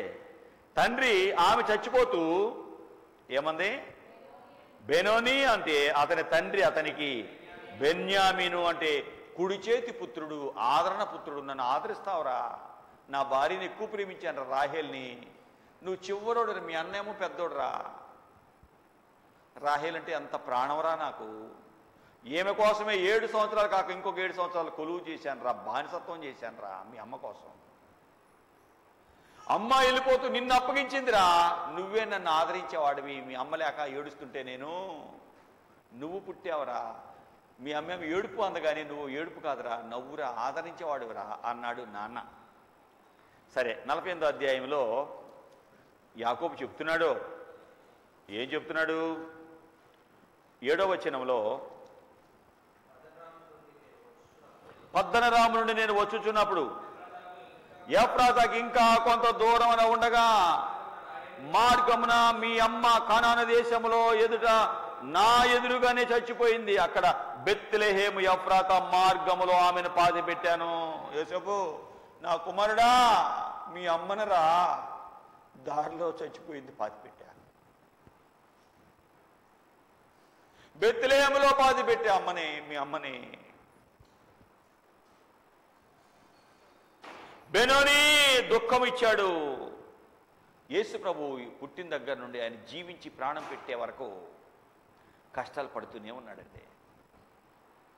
ఎలాగన్నా మనం రక్షించాలని నరావతారికి ఈ లోకానికి వస్తే ప్రజలందరూ తండోపుతండాలుగా ఆయన దగ్గరికి వెళుతుంటే శాస్త్రులు, పరిచయులు, పెద్దలు వీడు దెయ్యం పట్టినోడు, వీడు అట్లాంటోడు, వీడు ఎట్లాంటోడు రకరకాల మాటలు అన్నారండి. ఒక్కోసారి ఆయన చంపేయాలని ఎంటపడ్డారండి, ఒక్కోసారి రాళ్ళు ఎత్తి చంపేయాలనుకున్నారండి. నీకు దెయ్యం పట్టిందిరా అన్నారండి యేసు ప్రభుని.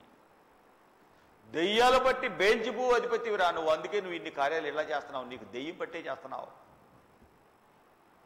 ఎన్ని అవమానాలు, ఎన్ని కష్టాలు, ఎన్ని నిందలు. ప్రజల మధ్యలో ప్రశాంతంగా ఆయన ఉండేవాడు కాదు, అడవులోకి వెళ్ళి ప్రార్థించేవాడు.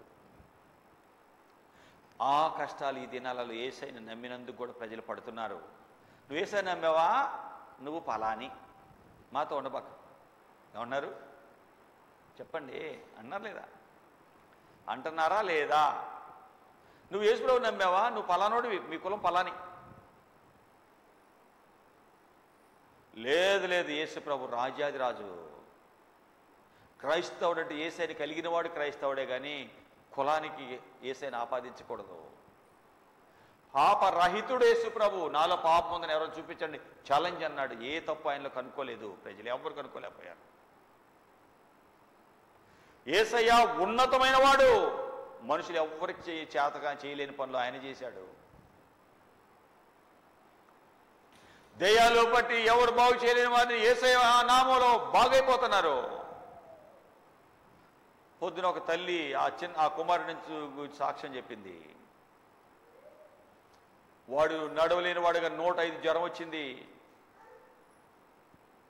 హాస్పిటల్ తీసుకెళ్ళిపోయారు. ఇంకెలా అయితే ఫిట్స్ అవుతుంది, ఇంకెక్కడ నుండి చచ్చిపోతాడు, తొందరగా తీసుకెళ్ళిపోండి అంటే గుంటూరు తీసుకెళ్తే హాస్పిటల్కి అన్ని డబ్బులు పెట్టలేకపోతే డాక్టర్లన్నీ చూశారు, స్కాన్ చేశారు, కడుపులో గడ్డలు ఉన్నాయి అన్నారు.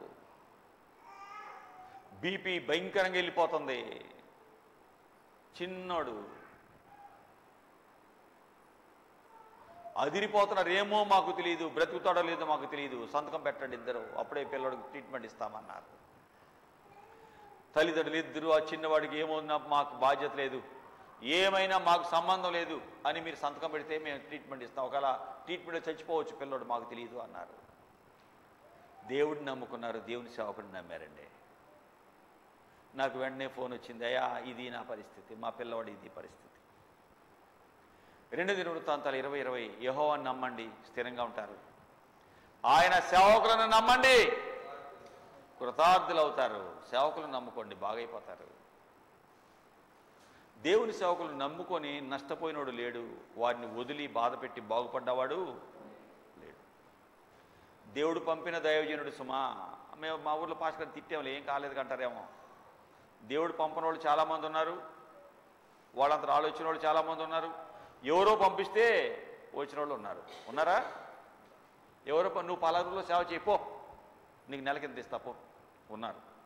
దేవుడు నేనే వెళ్తా, నేనే సేవ చేస్తాను వాళ్ళే వచ్చిన వాళ్ళు ఉన్నారు. నువ్వు వెళ్ళాలి అని దేవుడే పంపించిన వాళ్ళు ఉన్నారు. దేవుడు పంపించిన వాళ్ళకైతే దేవుడు తోడు ఉంటాడు. వాళ్ళ మీద ఏగవాలితే దేవుడు ఊరుకోడు. నన్ను చాలా బాధ పెట్టాడు ఒక సహోదరుడు. వెళ్తుండగా భయంకర యాక్సిడెంట్లో చచ్చిపోయాడు. రోడ్డు పక్కన ఆయన సమాధి కనిపిస్తుంది. చూడు, దేవుని సేవకుల్ని బాధ పెట్టి ఇదిగో నేను సమాధిలో ఉన్నా, ఇలా ఉన్నా అని ఆ దారిని వెళ్ళే వాళ్ళందరికీ నేనే ఇక్కడ ఉంది అని చూపిస్తాడు సమాధి. నేను ద్వేషించను, నాకెందుకు, ప్రభు నన్ను పంపాడు, ఆయన పని చేసుకుంటూ పోతా, ఆయన చూసుకుంటాడంతే. గవర్నమెంట్ అధికారిని ఎవరినంటే ప్రభుత్వం ఊరుకోదు. ఎవరన్నా నేను సర్వేకి వెళ్ళాను అనుకోండి, నా గొలుసులాగి నన్ను తిట్టారనుకోండి, ఒక కంప్లైంట్ ఇస్తే తీసుకెళ్ళి జైలు వేస్తారు. గవర్నమెంట్ చూసుకుంటుంది. అలాగే ఏసఐ నియమించిన వాళ్ళని ఏమనంటే ఏసయ్యా చూసుకుంటాడా, ఊరేస్తాడా, పోనీలే అంటాడా? ఉన్నాడా నన్ను తిట్టినైనా? ఉన్నాడా? మీ దగ్గరికి వచ్చి పంచాయతీలు పెట్టాడుగా, ఈ మందిరం అది ఇది అని ఏమేమో చెప్పాడుగా, ఉన్నాడా? లేడు. ప్రభు ఊరుకోడు సుమా.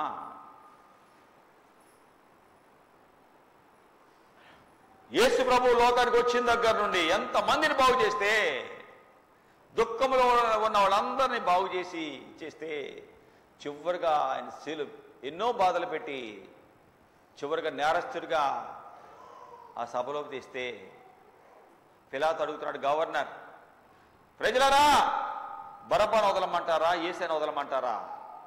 ఆడేమో దొంగ నరహంతకుడు, ఈయనేమో రక్షకుడు, ఎంతోమందిని మేలు చేశాడు, ఎవరు కావాలి మీకంటే? బరబ్బను వదలండి, ఆ యేసుని సిలువ వెయ్యండి అన్నారు. యేసు ఏం కీడు చేశాడు? కుంటోళ్ళని బాగు చేశాడు, గుడ్డోళ్ళని బాగు చేశాడు, చచ్చిపోయిన వాళ్ళని లేపాడు, బాధలో ఉన్నవారు బాగు చేశాడు, కష్టాల్లో ఉన్నవారి కష్టాలు తీర్చాడు, ఎలా లోకంలో బ్రతకాలో నైతిక విలువలు పెంచాడు, వాక్యం బోధించాడు. ఆయన మాటలు వింటాకు వస్తే ఆహారం లేదు, 3 రోజులు నా దగ్గరే ఉన్నారు, మీరు అన్నం పెట్టమంటే 5 రొట్టెలు 2 చేపలు 5,000 మందికి పంచాడు, అద్భుతాలు చేశాడు.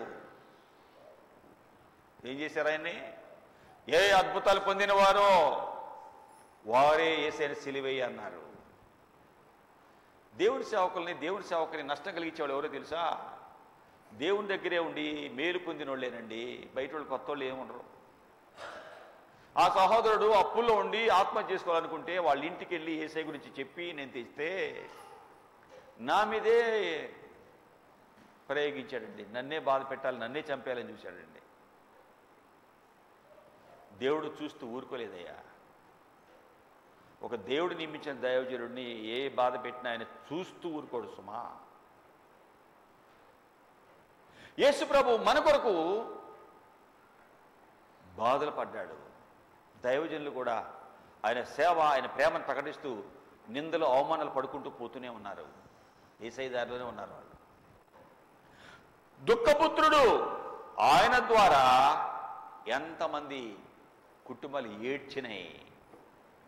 యేసు ప్రభు ద్వారా యేసయ్య వాక్యం యేసయ్య పుట్టిన తర్వాత జ్ఞానులకి రాజు ఏం చెప్పాడు? హేరోదు రాజు, మీరు యేసయ్య అక్కడ దర్శించుకొని నాకు చెప్పండి, నేను కూడా ఆయన్ని పూజిస్తాను అన్నాడు. వీళ్ళు నక్షత్రం ద్వారా వచ్చి యేసయ్య పూజించి మళ్ళీ హేరోదు చెప్పకుండా వేరే దారికి వెళ్ళిపోతే 2 సంవత్సరాల లోపు పిల్లలందరినీ హేరోదు చంపించాడు, మగ పిల్లలందరినీ. అందుకే రామాలో అంగలార్పు వినపడుతుంది. రాహేలు చనిపోయిన ప్రాంతానికి రామా అని పేరు వచ్చింది. రాహేలు చనిపోయిన ప్రాంతము బెత్లెహేము, ఆ ప్రాంతంలో దానికి రామా అంటే ఏడ్పు.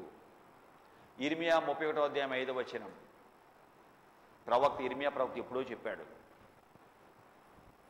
నెరవేర్పు మత్తయి 2:16లో జరిగింది.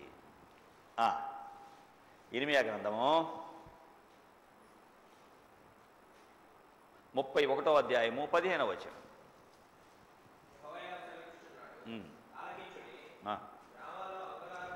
ఆలకించండి, రామాలో అంగలార్పు వినపడును. రాహేలు తన పిల్లల విషయమై ఏడుస్తుంది. రామాలో అంగలార్పు ఏంటి? ఇర్మియా ప్రవక్త ఎప్పుడో చెప్పేశాడు, రామాలో అంగలార్పు వినపడును. యాకోబుని బట్టి సంతోషంగా పాడండి. ఎలాగ? దేవుని వాక్యం ఎలాగ? రామాలో అంగలార్పు వినపడుతుంది, ఏడ్పు, మహారోదన ధ్వని వినపడుతుంది. రాహేలు తన పిల్లల విషయమై ఓదార్పు పొందలేక ఏడుస్తుంది. ఆమె పిల్లలు లేకపోయినందున వారి గురించి ఓదార్పే పొందలేకపోతుంది. మత్తయి సువార్త 2వ అధ్యాయం 16వ వచనం.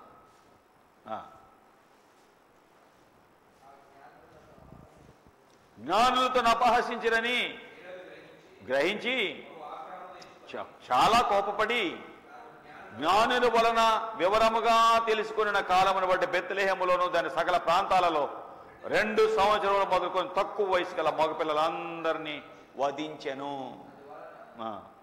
రామాలో అంగలార్పు వినబడెను, ఏడ్పు మహారోదన కలిగెను. రాహేలు తన పిల్లల విషయమై ఏడ్చుచు వారు లేనందున ఓదార్పు పొందనలాగా ఉండెను అని ప్రవక్త ఇర్మియా ద్వారా చెప్పబడిన వాక్యము నెరవేరెను. ప్రవక్త ఎప్పుడో చెప్పాడు. యేసు ప్రభు పుట్టాక ఎన్నో కుటుంబాలు దుఃఖంలో ఉంటాయి. ఆ దుఃఖంలోనూ ఓదార్చడానికే యేసయ్య వచ్చాడు. దుఃఖంలో ఉన్న వారిని ఓదార్చేవాడు ఈ యేసయ్య.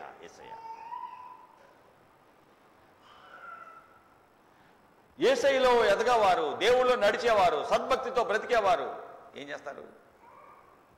క్రైస్తవ్యం అంటే గులాబీ పువ్వుల పాన్పు కాదు. క్రైస్తవ్యం అంటే ముండ్ల పాన్పు. నిందలు వస్తాయి, అవమానాలు వస్తాయి, బాధలు వస్తాయి, తిట్టారు, అవమానపరుస్తారు. కానీ క్రైస్తవుడు యేసయ్యను పట్టుకొని ముందుకు నడుస్తూనే ఉంటాడు. 2వ తిమోతి 3వ అధ్యాయము 12వ వచనంలో క్రీస్తు యేసునందు సద్భక్తితో బ్రతక ఉద్దేశించు వారు హింస పొందుతారు, కష్టాలు పడతారు. ఉందా? ఏది ఎక్కడ ఉందో ఈ అమ్మాయికి తెలియట్లా, తిప్పుతుంది, ఎత్తుక్కుంటుంది. 2వ తిమోతి 3:12 క్రీస్తు యేసునందు సద్భక్తితో బ్రతక ఉద్దేశించు వారు హింస పొందుతారా? నువ్వు తీవేరా? ప్రభువులో మంచి భక్తిగా ఎదిగే వాడికి కష్టాలు వస్తాయి. కష్టాలు వచ్చినాయి అంటే అర్థం ఏంటి అమ్మా? కష్టాలు వచ్చినట్టు అర్థం ఏంటి? నేను ట్రాక్లోనే ఉన్నాను, యేసయ్యలోనే ఉన్నాను అని అర్థం. కష్టాలు ఏమి రాలేదు అంటే నీకు భక్తి కొంచెం ఆలోచించాలి. అంటే నువ్వేం రాజీ పడుకుంటూ వెళ్తున్నావని అర్థం. క్రైస్తవేమో రాజీ పడదో, సమర్థించుకుంటూ రాజీ పడుకుంటూ వెళ్ళదు. పర్వాలేదులే, అడ్జస్ట్ అవుతాలే అనుకోదు. ఏమన్నాను నేను మాత్రం దినం చేయను, ఏమన్నాను అంత్యక్రియలు దహనం నేను చేయను, ఏమన్నాను మా పిల్ల పెద్ద పిల్ల అయిందా చాట మీద ఏంటి టాకు మీద కూర్చోబెట్టను, నువ్వు ఏమన్నాను మైకి పెట్టి భోజనాలు పెట్టను, ఏమన్నాను నలుగేయను, నువ్వు ఏమన్నాను యేసయ్య చెప్పి అట్టగే చేస్తా. క్రైస్తవ్యము రాజీ వెళ్ళదు. అంటే మీరు రావాలండి, మా అమ్మాయి ఓనీల పంచరండి, ఓనీల ఫంక్షనా, మా అబ్బాయి కండి పంచలు ఇస్తున్నారండి, పంచలు ఇస్తున్నారా? ఎక్కడే అయ్యా? నో నో నో నో, రాజీ లేవు. క్రైస్తవ్యం రాజీ పడదు, లోకులు పోయే మార్గానికి వెళ్ళదు. బ్రతికిన చేప ఏటికి ఎదురు ఈదుతుంది. క్రైస్తవుడు ఎదురు నిలబడతాడు. వాలుకు కొట్టుకుపోతుందంటే ఆ చేప చచ్చిందైతేనే కొట్టుకుపోతుంది. నీళ్లు ప్రవాహం వస్తుంటే దానికి ఎదురు వెళ్తా, నీళ్ళు ఎట్లా వెళ్తుంటే ఎదురు వెళ్తూ ఉంటుంది చేప, ఎదురు వెళ్తుంది, నోరు తీసుకుని ఈదుకుంటూ వెళ్తుంది. అది బ్రతికిన చేప. క్రైస్తవ్యంలో నువ్వు ఉన్నావు, యేసయ్యని నమ్మావు అంటే వాళ్ళు చెప్పినట్టుగా చెయ్యో చేసావు అంటే నువ్వు వాళ్ళు కొట్టుకుపోతున్నావు, చచ్చిన చేప. అటడోళ్ళు ఎవరు నా దగ్గర రాబాకండి. అటడోళ్ళు నాకు అక్కర్లేదు, నాకు కావాల్సింది బ్రతికినోళ్ళే. అంటే అంటే ఎదురు ఇదే వాళ్ళే, ఏంటమ్మా, ఏటికి ఎదురు వెళ్ళేవాళ్ళే, వాళ్ళకి వెళ్ళేవాళ్ళు కాదు, నలుగురు వెళ్ళే దారిలో వెళ్ళేవాళ్ళు కాదు. నో, నా దారి ఇది, యేసయ్య నాది, రాజమార్గం ఇది అనేవాళ్ళు. ఏం చదివి ఇప్పుడు దాకా మనం? బెత్లెహేము, యాకోబు రాహేలు వెళుతూ, రాహేలు చనిపోయింది, దుఃఖంలో ఉన్న స్థలం. దుఃఖంలో నుండి ఆనందాన్ని ఇచ్చేవాడు యేసు ప్రభు. బెత్లెహేము. నయోమి రూతులు ప్రయాణం చేశారు. బెత్లెహేము అంటే రొట్టెల గృహం. మోయాబుకు వెళ్ళి నష్టపోయినటువంటి వారు మరలా బెత్లెహేముకు వచ్చేశారు. బెత్లెహేముకు వచ్చినటువంటి కుటుంబంలో రూతుకు పెళ్ళయింది. బోయజు ద్వారా దేవుడు బిడ్డలు ఇచ్చాడు. రూతు జీవితంలో మత్తయి సువార్త 1వ అధ్యాయం 5వ వచనంలో నయస్సును సెల్మాన్ని కన్ను, సెల్మాను రాహాబుని కన్ను, రాహాబునందు బోయజుని కనెను, బోయజు రూతునందు ఓబేదుని కనెను, ఓబేదు యెషయిని కనెను, యెషయి రాజైన దావీదును కనెను. దావీదు వంశం నుండి యేసయ్య వచ్చాడు. సో నయోమి ఋతు బెత్లెహేము వచ్చారు. చిన్న పట్టణం, చిన్న గ్రామము. దావీదు సమూయేలు, దేవునిలో నడుస్తున్న దావీదుని దేవుడు రాజుగా చేయాలనుకున్నాడు. చిన్నోడు, యెషయి పిల్లలలో 8వ వాడు, చిన్నోడు, గొర్రెలు కాచుకుంటున్నాడు. అనలందరూ సైన్యంలో ఉంటే పెద్దోళ్ళు ఇంతలా విద్దెత్తున్నారు. దావీదు సన్నగా చిన్నగా ఉన్నాడు. మీ ఓడు సైన్యానికి పనికిరాడలే, పో వదిలేసామండి అన్నాడు రాజు. మీ ఓడు ఒక్కోడు బక్కోడు ఏంటి, మీ ఓడు ఒక్కోడు బక్కోడు, మాకు వీళ్ళు పనికిరారు సైన్యానికి, సరిగ్గా గన్నమొయటమే రాదు వీడికి, పంపించావు. పోరే నువ్వు ఒక్కోడా, నువ్వు పదముడు రా, నువ్వు పోరా, నువ్వు గొర్రెలేరా పోరా అన్నాడు వాళ్ళ నాన్న. తండ్రి చిన్నవాడిని అల్పుడుగా ఎంచితే ఈడే నాకు కావాలి. సరేనా అన్న, నువ్వు నెట్టేస్తే నెట్టేవలే నాన్న, మా నాన్న ఉన్నాడు పరలోకపు తండ్రి, ఆయన నన్ను చూసుకుంటాడు. బలం లేదు అన్నావుగా, యెహోవా నా బలమా, యథార్థమైనది నీ మార్గం, పరిపూర్ణమైనది నీ మార్గం. యెహోవా నువ్వే నా బలమయ్యా అని ప్రభుని పట్టుకున్నాడు. ప్రభు ఏం చేశాడు, నన్ను పట్టినావుగా నాయనా, దా సమయంలో యెషయి ఇంటికి వెళ్ళావు, బెత్లెహేము వెళ్ళావు. యెషయి కుమారులు చిన్నోడు ఉన్నాడు, వాడిని రాజుగా అభిషేకం చేయి. 1 సమూయేలు 16వ అధ్యాయం 4వ వచనం. చిన్నోడు ఎక్కడున్నాడు? బెత్లెహేములో ఉన్నాడు. 1 సమూయేలు 16:4. ఆ ఊరు పెద్దల్లో భయపడి సమాధానంగా వస్తున్నావా అడగగా, సమాధానంగానే వస్తున్నా, మీరు శుద్ధులై నాతో కూడా బలికి రండి చెప్పి యెషయి అతని కుమారులను శుద్ధి చేసి వారికి బలి అర్పించాడు. ఏలీయాబుని ఒక్కొక్కరు చూసిన తర్వాత ఎవరూ కనపడలేదు. 11వ వచనంలో యెహోవా యెషయి 10వ వచనం 7 కుమారులను సమూయేలు ముందు పెడితే యెహోవా వీరిని కోరుకొనలేదని చెప్పి నీ కుమారులంతా ఇక్కడ ఉన్నారా అని యెషయిని అడగ్గా చిన్నోడు ఉన్నాడయ్యా, ఆడు గొర్రెలు కాస్తాడయ్యా, ఆడు బక్కడు, పిలవండి పిలిపియండి. దేవుడు అన్నాడు, సమూయేలు నేను కోరుకుంది ఈయనే, నేను కోరుకున్నాడు ఇతనే, అభిషేకించో. ఎక్కడికి వెళ్ళాడు? ఎక్కడ అభిషేకించా? ఎక్కడికి వెళ్ళాడు? బెత్లెహేముకి వెళ్ళాడు. బెత్లెహేములో దావీదున్నాడు. చిన్న గ్రామములో నుండి దావీదుని పైకి లేపాడు ప్రభు. నాదేముందిలే చిన్న చదువు, నాదేముందిలే పావెకరం పొలం, నాదేముందిలే చిన్న ఇల్లు, నాదేముందిలే అనుకున్నావా? నిన్నే ప్రభు పైకి లేపుతాడు. గుర్తుపెట్టుకో, ప్రభును నమ్మకంగా వెంబడిస్తే నీ బిడ్డలను పైకి లేపుతాడు. ఇదిగో ఈ సహోదరి ఇక్కడ కనిపిస్తుంది. ప్రభువుని నమ్మారు, ప్రభు సన్నిధికి వచ్చారు. ప్రభు లేనప్పుడు అప్పులు పాలై చనిపోవాలనుకున్న టైం అన్న కుటుంబం ఇది. శ్రీను, పద్మ చనిపోవాలనుకున్న వారు ఎవరో చెప్తే ఆ చివరి దినం మన దగ్గరికి వచ్చి వాక్యం విన్నారు. 2011 ఆ వాక్యము వీరిని బ్రతికించింది. అప్పులలో ఉన్న వీరి జీవితాన్ని కాపాడింది. పిల్లలు చదువుకున్నారు, దేవుళ్ళు నడిచారు, వీడికి గవర్నమెంట్ ఉద్యోగం వచ్చింది. ఇంజనీరింగ్ ఏం చదవాలో ఫీజులు కూడా కట్టలేని పరిస్థితి. ఆ కుమార్తె ఇంజనీరింగ్ చదువుకుంది.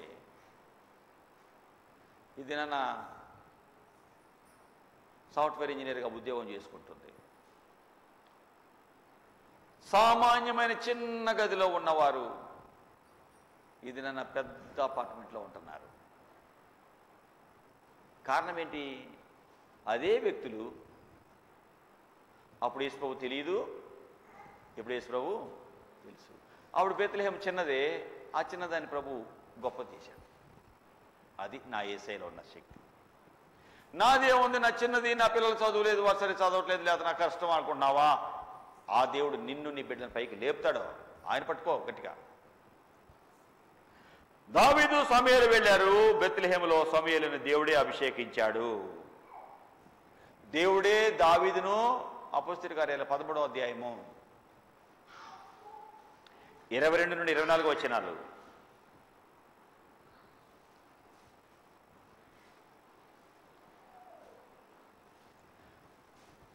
అపోస్తలుల కార్యములు 13వ అధ్యాయము జాగ్రత్తగా ఈ వచనం చదువుదాం. 22 నుండి 24 వచనాలు.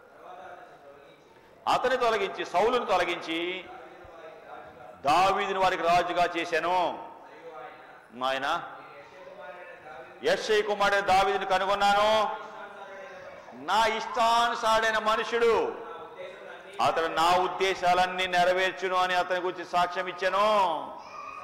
23 అతని సంతానము నుండి దేవుడు తన వాగ్దానము చొప్పున ఇశ్రాయేలు కొరకు రక్షకుడుకు యేసును పుట్టించెను.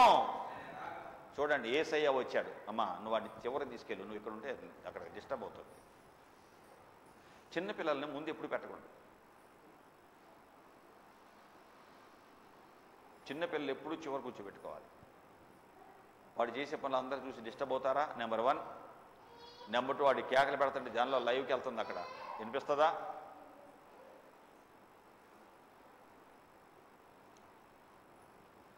పిల్లల్ని ఎలా దేవుడి మందిరంలో ఉంచాలో నేర్చుకోండి.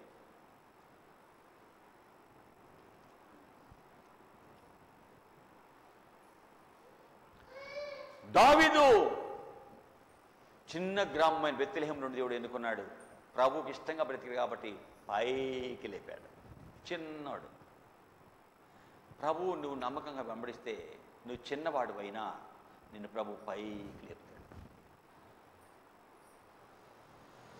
ప్రభువుని పట్టుకున్నాను, చదువుకున్నాను, మా నాన్నగారిని నమ్మాను, నాన్నగారు మీకు మంచి పలుకుబడి ఉంది, నాకు ఉద్యోగం కావాలి అన్నాను. వస్తుందిరా అన్నాడు. ఒక దినాన్ని అన్నాడు మా నాన్నగారు, నీ వయసు ఎంతరా? ఆడుకునే వయసురా, పోరా. 19 వచ్చినాయి నాన్నగారు. వచ్చినాయి లేరా, చదివేవలేరా, ఏం కావాలి, నువ్వు ఎంత సంపాదించి నాకు ఇవ్వాలా, పో అన్నాడు. వస్తుందిలే, నిన్ను నేను నమ్మను, పర్మనెంట్ తండ్రి అన్నావుగా, ఆ ప్రభుని నమ్ముతాను అన్నాను. ప్రభువుని వెంబడిస్తే, ప్రభుని పట్టుకుంటే వేల మందిలో మూడోవాడిగా నన్ను పైకి తెచ్చాడు, ఉద్యోగం ఇచ్చాడు నాకు. ప్రభువును పట్టుకో, ఆయన నిన్ను పైకి లేపుతాడు. మరియా యోసేపులు సామాన్యులు. ఎన్ని చెప్పారు ఇప్పుడు దాకా? చిన్నోళ్ళు. యాకోబు, రాహేలు చెప్పా, నయోమి, రూతు చెప్పా, బెత్లెహేమోళ్ళేగా. గొప్పలు చేశాడంటావా వాళ్ళని? రూతుకి ఏమైనా ఉందా? ఏం లేదు. ఊరికి అన్ని వదిలి అత్తగారంటే వచ్చింది, ఏం లేవా, లేపాడా పైకి. దావీదు చిన్నోడు, అన్నలందరూ యుద్ధంలో ఉంటే సైన్యంలో పెడితే ఈడేమో పనికిరాడు, ఒక్కోడు బక్కోడని గుర్రెలు కాయిస్తుంటే దేవుడు ఆయనే కోరుకున్నాడు, రాజుగా చేశాడు. ఇప్పుడు ఎవరు కావాలి? ఇప్పుడు నెక్స్ట్ మరియా, యోసేపు. సామాన్యులు. 2వ అధ్యాయము లోక 5వ వచనంలో సామాన్యమైన వారు ప్రభువుని వెంబడించారు. ప్రభు వీరిని ఉన్నతమైన వానిగా చేశాడు. 2వ అధ్యాయం 5వ వచనం, దావీదు వంశంలో గోత్రములో పుట్టినవాడు కనుక తనకు భారీగా ప్రదానం చేయబడి గర్భవతి అయిన మరియతో కూడా నజరేతు నుండి బెత్లెహేముకు వచ్చారు. బెత్లెహేముకు సామాన్యులు. మంచి వాహనం, రథాలు లేవు, గుర్రాలు లేవు, గాడిద మీద ఎక్కించుకొని వచ్చాడు. ప్రభు గొప్పవాడిగా, గొప్ప లోకరక్షకుడు నా ఇంట్లోనే తెచ్చాడు. గొర్రెలు కాపర్లు, వారికి ఉందా బాగా ఆస్తి? గొర్రెలే ఉన్నాయి. సామాన్యులు గొప్ప రక్షకుడు చూశారు. తూర్పు దేశపు జ్ఞానులు గొప్ప రక్షకుడు చూశారు, గొప్పోళ్ళయ్యారు. ప్రభువును నమ్మితే చిన్నోడు దావీదు 9 అడుగులు ఉన్నవాడిని, 6 మూర జానున్నవాడిని, 10 అడుగులు ఉన్నవాడిని చంపేశాడు. ప్రభువును నమ్మకంగా వెంబడిస్తే నీకు ఏమి లేకపోయినా ఆయన పైకి లేపుతాడు. ప్రభువుని కలిగి ఉన్నావా? చిన్న గ్రామము, లోకరక్షకుడు, గొప్ప దేవుడు ఆ దేశాన్ని, ఆ ప్రాంతంలో పుట్టాడు. చిన్నవాడివి, చిన్న ఉద్యోగము, చిన్న పని అనుకుంటున్నావేమో. ప్రభును పట్టుకుంటే ప్రభు నిన్ను ఉన్నతమైన వానిగా ఆయన చేస్తాడు. కాబట్టి ప్రభుని వెంబడిద్దాం. చిన్న గ్రామమైన లోకరక్షకుడు, గొప్ప దేవుడు ఆ ఊరు నుండి వచ్చాడు. చిన్నవి అని ఆలోచిస్తున్నావేమో. నేను చిన్నవాడిని, నేను చిన్నదానిని, నాకు తక్కువ ఉంది, నాకు ఆదాయం లేదు, నాకు ఇది, దేవుడు ఏమి నన్ను వాడుకుంటాడు, దేవుడు నాకేం సహాయం చేస్తాడు అనుకున్నావా? నిన్నే పైకి లేపుతాడు ప్రభు. అధైర్యపడకు, నమ్మకంగా ప్రభుని వెంబడించు. బెత్లెహేము చిన్నదే, ప్రభుని నమ్మినప్పుడు గొప్పగా చేశాడు. ఇప్పటికీ మనం బెత్లెహేము గురించి చదువుతున్నాం. ప్రభుని నమ్ము, ప్రభుని పాదాలు పట్టుకున్నా ప్రభు నన్ను ఉన్నతమైన వానిగా చేశాడు. ఒంటరిగా ప్రభు పాదాలు పట్టుకుని ఏడ్చేవాడిని నా యవ్వన దినాల్లో. యవనస్తుడిగా పరిశుద్ధత కొరకు పెరుగులాడేవాడిని, ఏడ్చేవాడిని. తలంపులో జయమి, చూపులో జయమి, నా జీవితంలో నాకు నిన్ను చూడాలి, నిన్ను కలిగి ఉండాలి, నువ్వే నాకు తోడుండు, నా సొంత నిర్ణయాలు వద్దు అని ప్రభు దగ్గర ఒంటరిగా కూర్చొని నేర్చుకునేవాడిని. ప్రభు చేతిలో నా జీవితాన్ని పెట్టినప్పుడు బొమ్మలాంటి అమ్మగారిని ఇచ్చాడు, భక్తి కలిగిన అమ్మని ఇచ్చాడు. ఎక్కడ నాకు తక్కువ చేయాల. గొప్ప పని ఆయన పనిచేసే భాగ్యం ఇచ్చాడు. కష్టపడి పని చేసుకున్న మమ్మల్ని పైకి లేపాడు.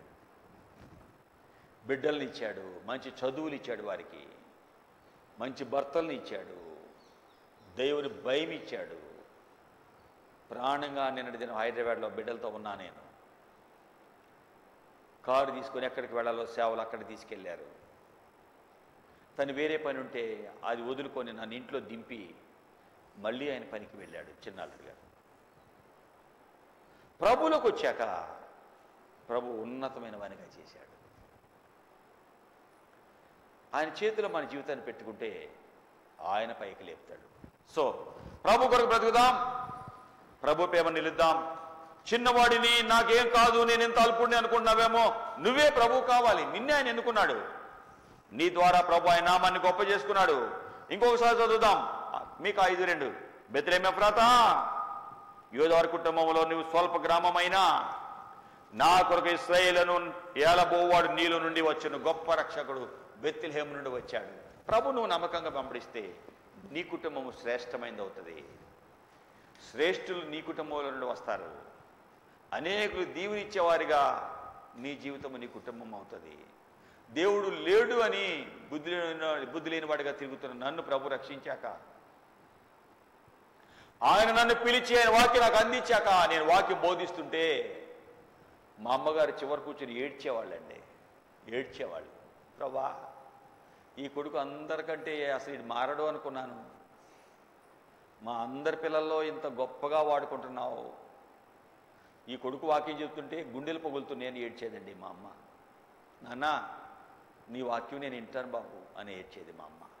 ప్రభు ఇతను నాతో మాట్లాడాడు అంటదండి మా అమ్మ. అందరికంటే అదమ్ముడిని ఆ ప్రేమమ్మాయిని పట్టుకున్నా. ఆ ప్రేమమ్మాయిని లేపాడు పైకి. ప్రభుని పట్టుకోండి. నేను అల్పము, నాకు వల్ల కాదు, నేనేంటో అనుకుంటావా? కాదు, నువ్వే కావాలి ప్రభుకి. నిన్నే ప్రభు గొప్పని చేస్తాడు. అదేనే పడకో, బాధపడకో, దిగులు పడకో, నాకు చేత కాదు అనుకోకు, నేను ఒక పక్కన నెట్టివేయబడ్డాను అనుకుంటున్నావేమో. కాదు, నువ్వే ప్రభు పైకి లేపుతాడు. నువ్వే ఆయన కావాలి. నిన్ను గ్రహించుకొని ప్రభు కొరకు బ్రతుకు. దావీదులాగా ప్రభు నేను పైకి లేపుతాడు. అలాగా లేపి ఆయన నామాన్ని మహింపచ్చుకునే కృప ప్రభు మనకు అనుగ్రహించును గాక. ఆమెన్. ప్రార్థన చేసుకుందాం. ప్రభు చెప్పండి. ప్రభువా, నిజమే, నా వల్ల కాదు, ఇలా అయిపోయాను నేను, నా జీవితం ఎలా అయిపోయింది, నా కుటుంబం ఏంటి ఎలా అయిపోయిందని బాధపడుతున్నాను. ఇదని మీ సేవకుడి ద్వారా నాతో మాట్లాడావు. నేను తక్కువ వాడిని కాదు, నువ్వుంటే ఉన్నతమైన వాడు. With Christ I'm hero, without Christ I'm zero అన్నాడు ఒక భక్తుడు. ప్రభు నాతో ఉంటే నేను హీరోనే, ప్రభు లేకపోతే సున్నాని, నేను విలువలేనోడిని. ప్రభు నీతో ఉంటే బెత్లెహేములో యేసయ్య చేరితే చిన్న గ్రామమే కానీ విలువైన గ్రామం అయిపోయింది. ఇది నన్న బెత్లెహేములో, ఇజ్రాయెల్ దేశంలో బెత్లెహేంకి ఎంత విలువ వచ్చింది. పెద్ద చర్చి, ఎంతమంది ఆ గ్రామానికి వెళ్ళి దర్శిస్తున్నారు. యేసయ్య పుట్టిన స్థలం ఇది అని ఎంతమంది తీర్థయాత్రికులు అక్కడికి వెళ్తున్నారు. ఆ దేశానికి ఎంత గొప్ప ఆదాయం వస్తుంది. బెత్లెహేముకు ప్రజలు వెళ్తున్నారు. మన దేశం నుండి కూడా ఎంతో మంది ప్రజలు వెళుతున్నారు, ఆ బెత్లెహేము చూస్తున్నారు. విలువలేని గ్రామము విలువైన గ్రామం అయిపోయింది యేసయ్య చేరటం వలన. యేసయ్య నీలో ఉంటే విలువలేని నీ జీవితానికి విలువ వస్తుంది. యేసు ప్రభువా, మీరిచ్చిన సమయాన్ని బట్టి వందనాలు, మీరిచ్చిన వాక్యాన్ని బట్టి వందనాలు. నీ కొరకు బ్రతకటం మాకు నేర్పు. వింటం కాదు, బ్రతకటం నేర్పు. మా వల్ల కాదు, మేము తక్కువ, లేకపోతే నాకు జీతం తక్కువ, నాకు పని తక్కువ, నా ఆరోగ్యం లేదు సరిగా, నేనేం పనికి వస్తాను అనుకుంటున్నామేమో. లేదు లేదు, మీకు మా జీవితాన్ని ఇస్తే మమ్మల్ని గొప్పలుగా నువ్వు చేస్తావు. మీరు చేరితే బెత్లెహేములో ఆ ఊరు స్వల్ప గ్రామం వల్ల ఇప్పుడు పెద్ద పట్టణం అయిపోయింది. నువ్వు మాలో ఉంటే ఏమన్నా చేస్తావయ్యా. కాబట్టి నాయన, మదర్ తెరిసా 20 పెన్నీలతో ప్రారంభించింది. మీతో ఉంటే ఎంత పెద్ద బిల్డింగులు కట్టి ఎంతమందికి సేవ చేసిందయ్యా. మీరు మాకుంటే ఏమన్నా చేస్తామయ్యా. ఆ విశ్వాసం మాకు యేసునామమున నడుచున్నాం తండ్రి. ఆమేన్. ఆమేన్. మనందరం లేచి నిలబడి 213 213వ పాట పాడుకుందాం. యేసు నన్ను ప్రేమించినావు, పాపినైనా నన్ను ప్రేమించినావు. నన్ను ప్రేమింపమా నవరూపమెత్తి దానముగా జీవము సిల్వాపై ఇచ్చి కన తల్లిదండ్రుల అన్న తమ్ముల ప్రేమ కన్నా మించిన ప్రేమతో యేసు నన్ను ప్రేమించినావు, పాపినైనా నన్ను ప్రేమించినావు. నా తల్లి గర్భముననే ధరింపబడినప్పుడే దురితుండనయ్యుంటిని. నా వల్ల చేయబడెడు எல்லா కార్యములెప్పు దేయంబులై ఉండగా యేసు నన్ను ప్రేమించినావు పాపినైనా నన్ను ప్రేమించినావు మంచి నాలో పుట్టదంచు నీ వెరిగిన మించి ప్రేమించినావు ఆహా ఎంత శక్యము కాని మంచి నాలో పెంచ ఎంచి ప్రేమించినావు యేసు నన్ను ప్రేమించినావు నన్ను ప్రేమింపనీకున్న కష్టములన్నీ మున్నే తెలిసియుంటివి తెలిసి నన్ను ప్రేమింపనీకున్న కారణమేమో అన్నా తెలియదు చిత్రము యేసు నన్ను ప్రేమించినావు నా వంటి నరుడొకడు నన్ను ప్రేమించిన నా వలన ఫలము కోరు ఆహా నీ వంటి పుణ్యునికి నా వంటి పాపితో కేవలం వేమీ లేక యేసు నన్ను ప్రేమించినావు పాపినైనా నన్ను ప్రేమించినావు యేసు నన్ను ప్రేమించినావు ఎంత ప్రేమించాడు యేసయ్య ఆయన ప్రేమను కలిగి ఉందాం ఆయన ప్రేమను పొందుకుందాం అనేకులకు యేసయ్య ప్రేమను పంచుదాం అలాగే సాక్ష్యం ఇద్దాం ప్రభు ఎలాగా ఆయన చేసిన మేలును మనం తెలియజేయటం అది మనకి గొప్ప ఆశీర్వాదం జరిగింది అయ్యగారికి అమ్మగారికి వందనాలు సంఘస్థులందరికీ వందనాలు నేను గత 2 వారాలు అవుతుంది కిడ్నీ బాగా నొప్పి వస్తుంది కిడ్నీ సైడ్ రాళ్ళు ఉండే లేదంటే రాళ్ళు కాదు ఇన్ఫెక్షన్ ఏమైందని చాలా భయపడ్డా గత సంవత్సరం నుంచి వస్తూనే ఉంది దాదాపుగా ఆ కిడ్నీలో రాళ్ళు అనుకుంటున్నాగా వేరే చోట 2-3-4 సార్లు చూపించుకున్నాను తగ్గలేదు కానీ కిడ్నీ కోసూరు హాస్పిటల్ అని నషాపేట వెళ్దాం అనుకోని ఆ రోజు వెళ్ళా ఇంటికాడ ప్రార్థన చేసుకొని వెళ్ళా ప్రభా ఏమీ కాకుండా కిడ్నీలు ఏ ప్రాబ్లం లేకుండా ఏ ఇన్ఫెక్షన్ అంటారు ఏమంటారు అని చాలా భయపడ్డాను కానీ దేవుడి కృప వల్ల అదేమీ లేకుండా నీ దేవుడి దగ్గర చెప్తే నేను దేవుడి సన్నిధిలో సాక్ష్యం చెప్పుకుంటాను అనుకున్నా వెళ్ళారు కిడ్నీలో రైట్ సైడ్ 5 ml రాయిందన్నారు ఇన్ఫెక్షన్ కానీ ఏమీ లేదని చెప్పారు కానీ 2 వారాల క్రితమే నేను చెప్పుకుందాం అనుకుంటున్నా ఇక్కడికి వద్దాం అనుకున్నా నాకు కుదరట్లేదు ఈ దినమైతే దేవుడే తీసుకొచ్చాడు ఇక్కడికి నన్ను మీ అందరికి వందనాలు దేవుడు కృప వల్ల ఏం లేదని చెప్పేది దేవుని స్తోత్రం ఎంతో భయంకర పరిస్థితులను ఆయన్ని కాపాడాడు ప్రభుకి మహిమ కలుగును గాక ప్రభు ఏమన్నా చేయగలడు ఇప్పుడే విన్నాం కదా చిన్న గ్రామం ఏసైలో ఉంటే ఏమన్నా చేయగలడు ఇందాకే ఇప్పుడే చెప్పాగా 20 రూపాయలు ఉన్నాయి ఏం చేయాలంటే ఏమన్నా ఏసై నాతో ఉంటే ఏమన్నా చేస్తా అన్నది ఎలాగా ఆయన చేశాడు ప్రభుకి మహిమ కలుగును గాక దేవుని వాక్యం విన్నాము ప్రభుకి మహిమకరంగా బ్రతుకుదాం మన మధ్యలో ఈ క్యాలెండర్స్ ఉన్నాయి మీ స్నేహితులు పొరుగు వారికి వీటిని అందించండి వారు మేలు పొందుకున్నట్లుగా వారికి ఈ క్యాలెండర్స్ అందించండి అలాగే 17వ తారీఖు మన మధ్య క్రిస్మస్ క్యారల్స్ ఉంటాయి దాని కొరకు ప్రార్థన చేయండి అలాగే సిద్ధమవుదాం 17వ తారీఖు ఇక్కడ 19వ తారీఖు పాకాలపాడులో ఆ ముందున్న కార్యక్రమం 21 గృహ దర్శనం ఉంటుంది 23 ఊర్లో ప్రభు ప్రేమను ప్రకటిస్తాం వాటి కొరకు కూడా ప్రార్థన చేయండి చిన్న ప్రార్థన యేసు ప్రభువా మీరు ప్రేమించి మీ వాక్కులు ఈ గ్రామములు ఇచ్చావు ఎవ్వరూ నశించిపోవడం మీకు ఇష్టం లేదు ఈ ప్రాంతంలో ఈ చిన్న ప్రాంతము మీరు నెట్టేలేదయ్యా ఈ చిన్న ప్రాంతంలో కూడా నీ సువార్త ఇచ్చావు ఎంత మంచి మందిరం ఇచ్చావు ఇప్పుడు ఎన్నట్టుగానే చిన్న గ్రామమైన బెత్లెహేము ఎలా ఎన్నుకున్నావో చిన్న గ్రామమైన ఈ ఊరిని గండ్లూరు మీరు ఎన్నుకున్నావు ఇంత సేవ మీరు జరిపిస్తున్నారు వందనాలు ఈ ప్రజలందరూ నీ వెలుగులో నిజ వెలుగులోకి రావాలి వారి కుటుంబాలన్నీ దీవించబడాలి సాక్షులుగా బ్రతకాలి సహాయం చేయి విత్తబడిన వాక్యాన్ని ముద్రవే ఫలాలు ఇవ్వండి ఈ బిడ్డల ప్రతి సమస్యను తీర్చండి ఇచ్చిన సాక్షిని దీవించు యేసునామమున నడుచున్నాం తండ్రి ఆమెను తండ్రి అనేది ఉందయ్యా ప్రభువైన యేసుక్రీస్తు యొక్క కృప పరిశుద్ధాత్మ దేవుని సహవాసం మనకు తోడుగా ఉండి చిన్న గ్రామాన్ని బెత్లెహేముని ఎలాగా యేసయ్య రావటం ఎంత దీవెనలోకి వచ్చిందో అలాగే యేసయ్యకు మన హృదయం ఇచ్చి దీవించబడి అనేక సాక్షులుగా బ్రతికే కృప ప్రభు మనకి అనుగ్రహించి మన జీవితం ద్వారా ప్రభువే ఆయన నామాన్ని మహిమపరచుకొనుగాక ఆమెన్ ఆమెన్ ఆమెన్ అందరికీ వందనాలు.